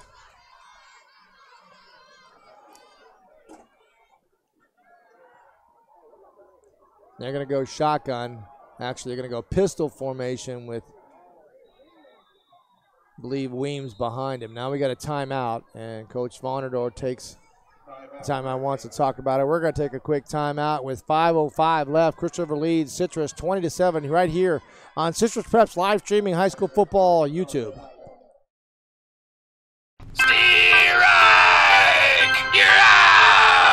Are you striking out with other plumbers? Hit a home run with Mike Scott Plumbing with no overtime charges. That's right, 24/7, nights, weekends, and even holidays. That's straight time, anytime, all the time. Hit a grand slam by liking us on Facebook, and you could win 2 tickets to a Tampa Rays baseball game. For fast quality service, just call 866-314-4443. Mike Scott Plumbing. If water runs through it, we do it.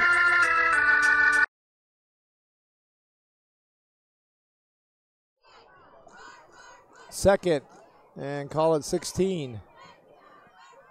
Going to go shotgun now. Switched up the formation. Bishop with Wilcox to his right. Twin receivers both sides.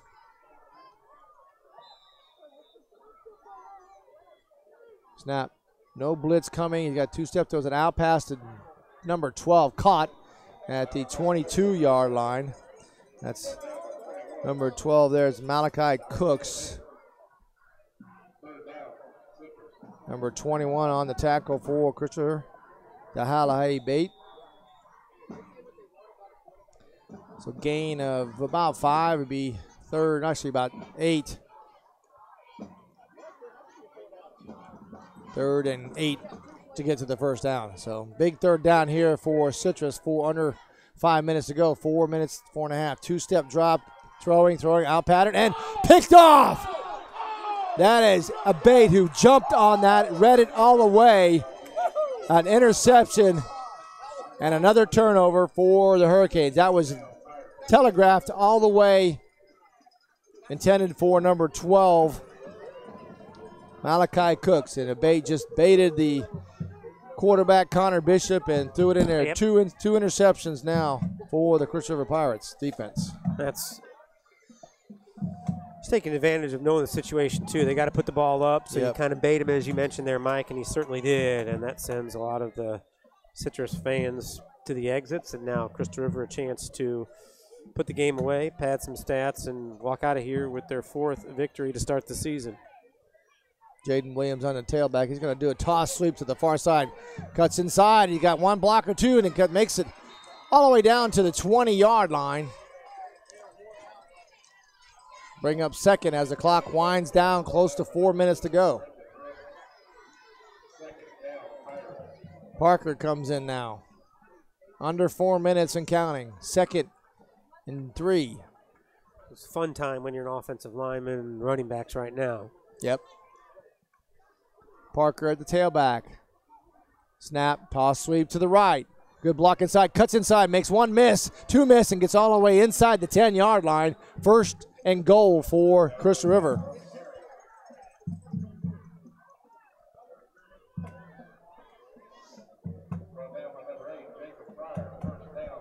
Well, maybe not the prettiest victory for Cliff Lowry and his team that they've had so far this season, but when you talk about a win over your county rival, you talk about a district win, and you talk about going 4-0, I think you take it and you get ready for what lies ahead next week, which is Nature Coast.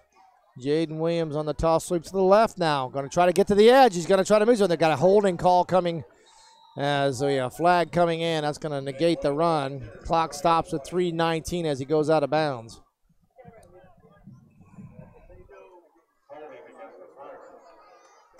That's going to move it back. It is a holding call.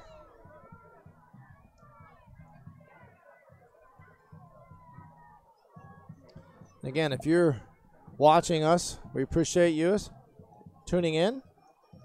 And if you want to subscribe, I highly recommend it. Talked about Nature Coast and what lies ahead for Crystal River. That game is in the 4th quarter, not really a surprise. Nature Coast running all over Brooksville Central. That is 48-0. So Hernando, Crystal River, and Nature Coast all with wins tonight in district play. They're all at the top of the district, and somebody after next week for sure will be 2-0. Good run by Noah Brisson as a fullback blast to the left side. It becomes just such a big game in week 2 of the district schedule next week, because the winner of that one. Are we going to be there? I think that's probably what we'll have to do. More than likely. Those are two Those are the games you want to see. Yeah, 2 teams that are going to be undefeated on the season, plenty of confidence. And, one thing I'll say, Nature Coast has been so good the last few years. They did lose a game last year in district play. It was right here in Inverness to Citrus. Right. So they can be beaten. And we've seen over the last 3 years when Nature Coast has really run roughshod over this district, the one team that's played them closer than anybody has been Crystal River. So I think the Pirates have a ton of confidence against them, but you still got to get the job done somehow. You're going to have to figure out a way to stop the Weston, their talented running back, who's just so good. It is a big play, patient offense that Nature Coast runs, but I think Crystal River feels like they are man for man, athlete for athlete, every bit as good as Nature Coast, and you get your chance to get a huge leg up on the district championship in that automatic spot. And remember, too, talking about the state playoffs, 4 district winners get in, but the 4 district winners also get to host a playoff game. So no matter where you are in the PowerPoint, you're going to be at least the number 4 seed, which means you host a home playoff game. 2nd and goal as a toss sweep from DeAndre Parker. He tries to get something, but he's just going to run around a little bit, gain of a couple yards, bring up 3rd and goal. That's going to be a fun one next week. All right, well, we'll be there. You can watch it live streaming on YouTube. It's Citrus Preps. We'll be talking about that a lot this week. Exactly, on our podcast. We'll do that. And if you're Citrus, again, a tough loss. The taste in your mouth isn't good, but, boy, you better strap it up tight next week, because it's a trip down to Hernando County to take on the Leopards of Hernando, who just put up 67 on Leganto tonight. So, yeah, I mean, it doesn't get any easier if you're Citrus, and you got to figure out a way. I think you take a lot from this defensive effort, but you still got to get something going consistently on offense. 3rd and goal, handoff. Jaden Williams going to try to catch the edge. He's got one man to beat, and then a host of Citrus players just knock him down. Clock winds down under 2 minutes now. It would be 4th and goal. I mean, Citrus, if they take anything away from this, is that they were in the game up to the 4th quarter, and then just a couple of mistakes just kind of blew it up on them. Well, yeah, I mean, if you're Nate Even with the Varnador, turnover. there's really only talk about what a game comes down to, a couple of plays. I mean, the interception return for a touchdown. You don't have that happen, who knows where you are. You're talking about late in the second quarter.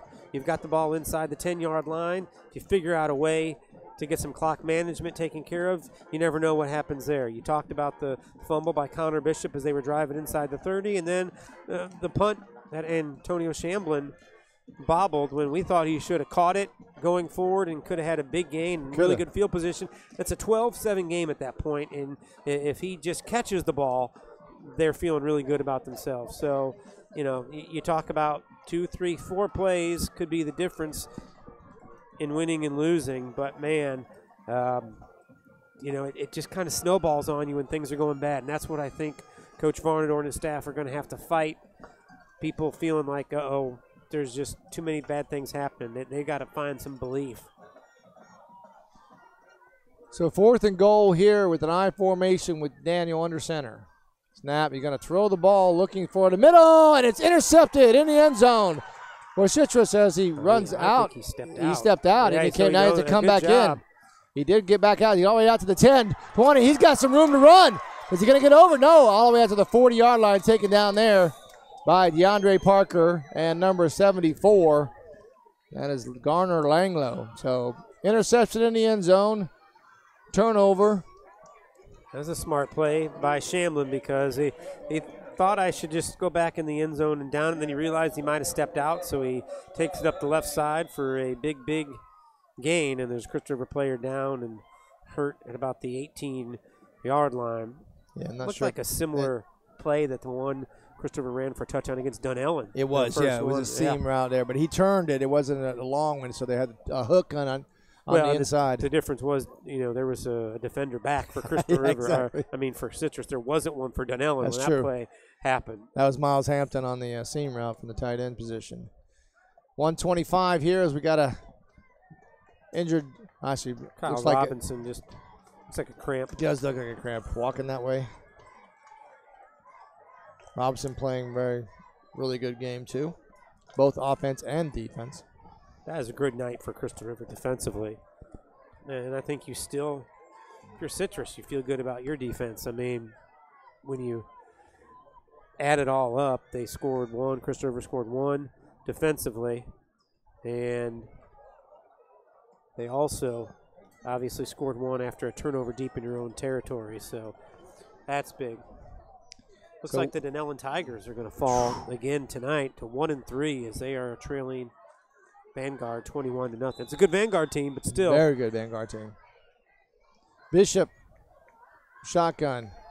Throws it out. Now he's looking for a deep ball down the far sideline, according to Shamblin. And looks like there's a little bit of pushing there for Babate, but. That was Malachi Cooks out there. I'm sorry, you Cooks, right. And that's what you do if you're Crystal River. You play deep as you can. Let everything in front of you. Incomplete. Clock stops at 1:18. They're going to go right back to it. No huddle. Cooks on the near sideline.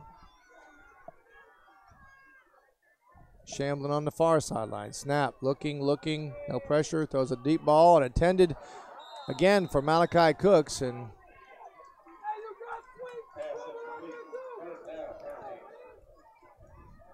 so incomplete there. Clock stops at 1:12. Tough to complete passes, especially when the defense has got it backed up like Crystal River does. Yeah, they're 25 yards deep.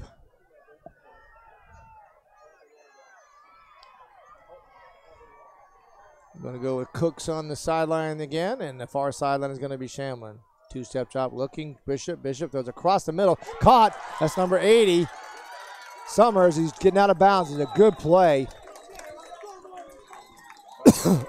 Brock Summers, excuse me. Yeah, good. A little shorter route as he cut across center of the field. Good throw. There is a flag on the play. We'll see what this far sideline does, and it looks like it may be going against Citrus. And you talk about how you just feel like everything kind of piles up on you. You pick up a first down, you get it past midfield, and a penalty. It is. Number 80, Brock Summers. They need to be targeting him a little bit more, I believe. Seems to be get wide open. 1:03 left in the fourth quarter. 20-7 is your score. Crystal River Pirates lead.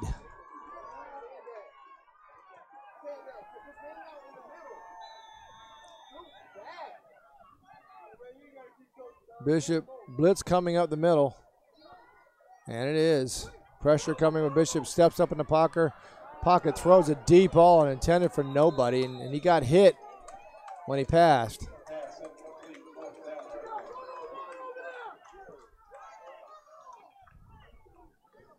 Hurricane faithful are getting a little testy here at the end.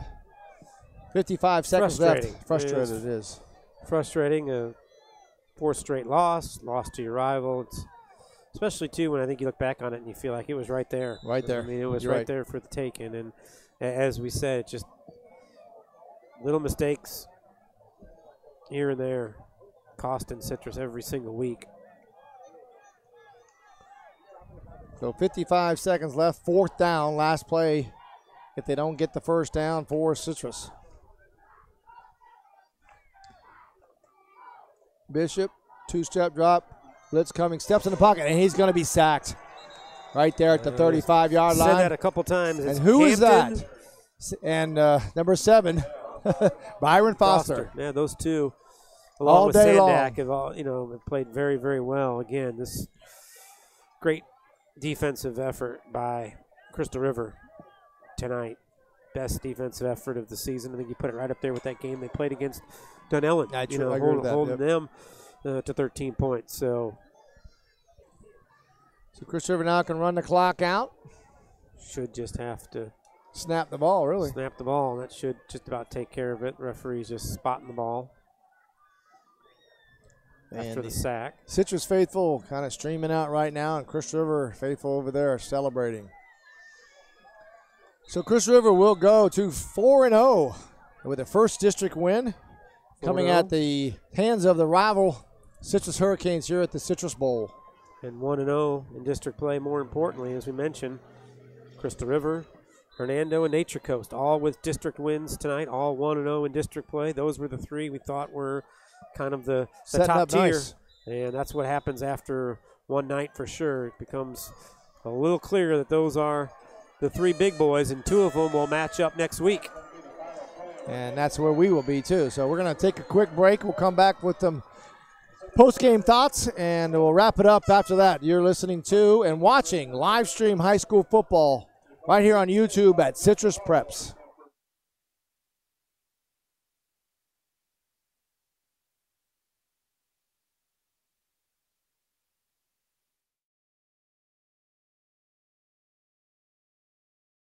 At Eagle Buick GMC, folks take a liking to our way of business. They love that we're family-owned and family-friendly. You get the best selection, the best price, and the best dealership experience. With affordable leases and incredible discounts, find what you're looking for, or we'll find it for you. And we always honor our military and veterans. Eagle Buick GMC in Homosassa, under the giant American flag.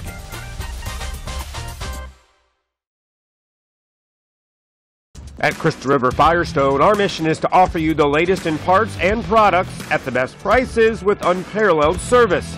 Family owned and operated since 1977, Crystal River Firestone will not only take care of all your tire needs with our expert service, but we also offer scheduled maintenance, oil changes, brake service, and more. So head to Crystal River Firestone to see what a hometown team can do for you. Crystal River Firestone, 1010 North Suncoast Boulevard, Crystal River. Changing your kitchen or bath? Let the professionals at Deems Kitchen and Bath Showrooms help you update your old kitchen or bathroom. For over 33 years, the Deem family has provided quality products and services to homeowners and builders, from total remodels to changing out your countertops. DCI Countertops is our 15,000 square foot facility for manufacturing your silestone, granite, and Corian countertops. We can provide all your countertop needs directly from the manufacturer. So for your next project, remember the professionals at Deems Kitchen and Bath Showrooms and DCI Countertops. Don't dream it. Deem it. You're out! Are you striking out with other plumbers? Hit a home run with Mike Scott Plumbing with no overtime charges. That's right, 24/7, nights, weekends, and even holidays. That's straight time, anytime, all the time. Hit a grand slam by liking us on Facebook, and you could win 2 tickets to a Tampa Rays baseball game. For fast quality service, just call 866-314-4443. Mike Scott Plumbing. If water runs through it, we do it. Hello and welcome back into post-game report here at Citrus Preps, live streaming high school football here from the Citrus Bowl, where the final score, Crystal River Pirates 20 and the Citrus Hurricanes 7. Brett, they had a chance. They could get into the game up until the third quarter. A couple turnovers and some bad things happened to them at the end there, and all of a sudden it's 20-7. Mistakes, costly in any big game, a rivalry game, but that's kind of been the Achilles heel of Citrus all season long. The reason why they're sitting now at 0-4 is just mistakes at inopportune times. Interception, return deep in your own territory in a 0-0 game. You can't have that mistake happen. Late in the game, it's 12-7. You got a chance to get the ball at least at your own 20 or 25. You muff a punt, and it turns into a touchdown that ends up being the one that really separates the game. So, ends up being 20-7. Crystal River, you just keep going and building more and more confidence. They've found a way to win each and every week. They find a way to win close games. This is another one that didn't go down to the last possession, but we were sitting here in a 5-point game with about 7 minutes to go in the game, and they still found a way to come up with a play, although it was really a Citrus mistake. But still, they took advantage of it, scored, and now they set up a huge game next Friday night at Crystal River, as they will host Nature Coast, who was blowing out Brooksville Central, and they look every bit the part of one of the top teams in the district again this year. Very true. Citrus, a good heart in there. They hung in there. They did what they had to do on defense. It's just their offense just keeps on bogging down and making mistakes. So that's going to be the Achilles heel for Citrus. And Nate Barnard's got to figure out some way of getting that ball in the end zone, because he just cannot find it. Yeah, you got to figure it out, because you again, Hernando coming up. I think he probably would have taken before the game started, that Crystal River only scores 20 points. I'll take it. The first half, first half, 31 yards. They held him 31 yards, no turnovers, no penalties, and it was a great game. It was 0-0. But he's got to get ready for Hernando next week now, big time. Who, as we said, just put up 67 points on Lecanto. They're scoring up and down the field with a power rushing attack, and some of those gaudy numbers that Hernando had, I'm sure are going to go up even higher now. They have 4 or 5 kids that are averaging over 5 yards a carry, so that'll be a big test for Citrus to go down there next week and try to knock off Hernando. And as we mentioned, for Crystal River, it's home to Nature Coast, and the beat just goes on in this district. It's tough, and obviously, as we said, Hernando, Nature Coast, Crystal River at the top of the class right now. 5A District 7 has 3 teams that are going to be tied, and 2 of them are going to be playing next Friday night, and we'll be right there on our live stream high school football game of the week. That'll be Crystal River versus Nature Coast at Crystal River High School, and we'll be on air 7 o'clock. And please subscribe to our YouTube channel, Citrus Preps on YouTube. Watch us or see us on Twitter, and like us on Facebook, and we can try to get all that in. You can get notifications, and we not only cover the football, we're covering every sport that is covering in the fall. Yep, there's a look at where you can find us at Citrus Preps on Twitter. YouTube is where we're at right now. That's where all of our stuff that we have you'll see throughout the year will be up on our YouTube channel. And you can follow us, like us on Facebook and Instagram as well. So obviously plenty of places to keep up to date. We're looking forward to another week of getting you ready for high school football and sports throughout the county and the high school ranks. And then, of course, we will be out at Crystal River High School next Friday night as Crystal River takes on Nature Coast. We'll see you then. Have a great weekend.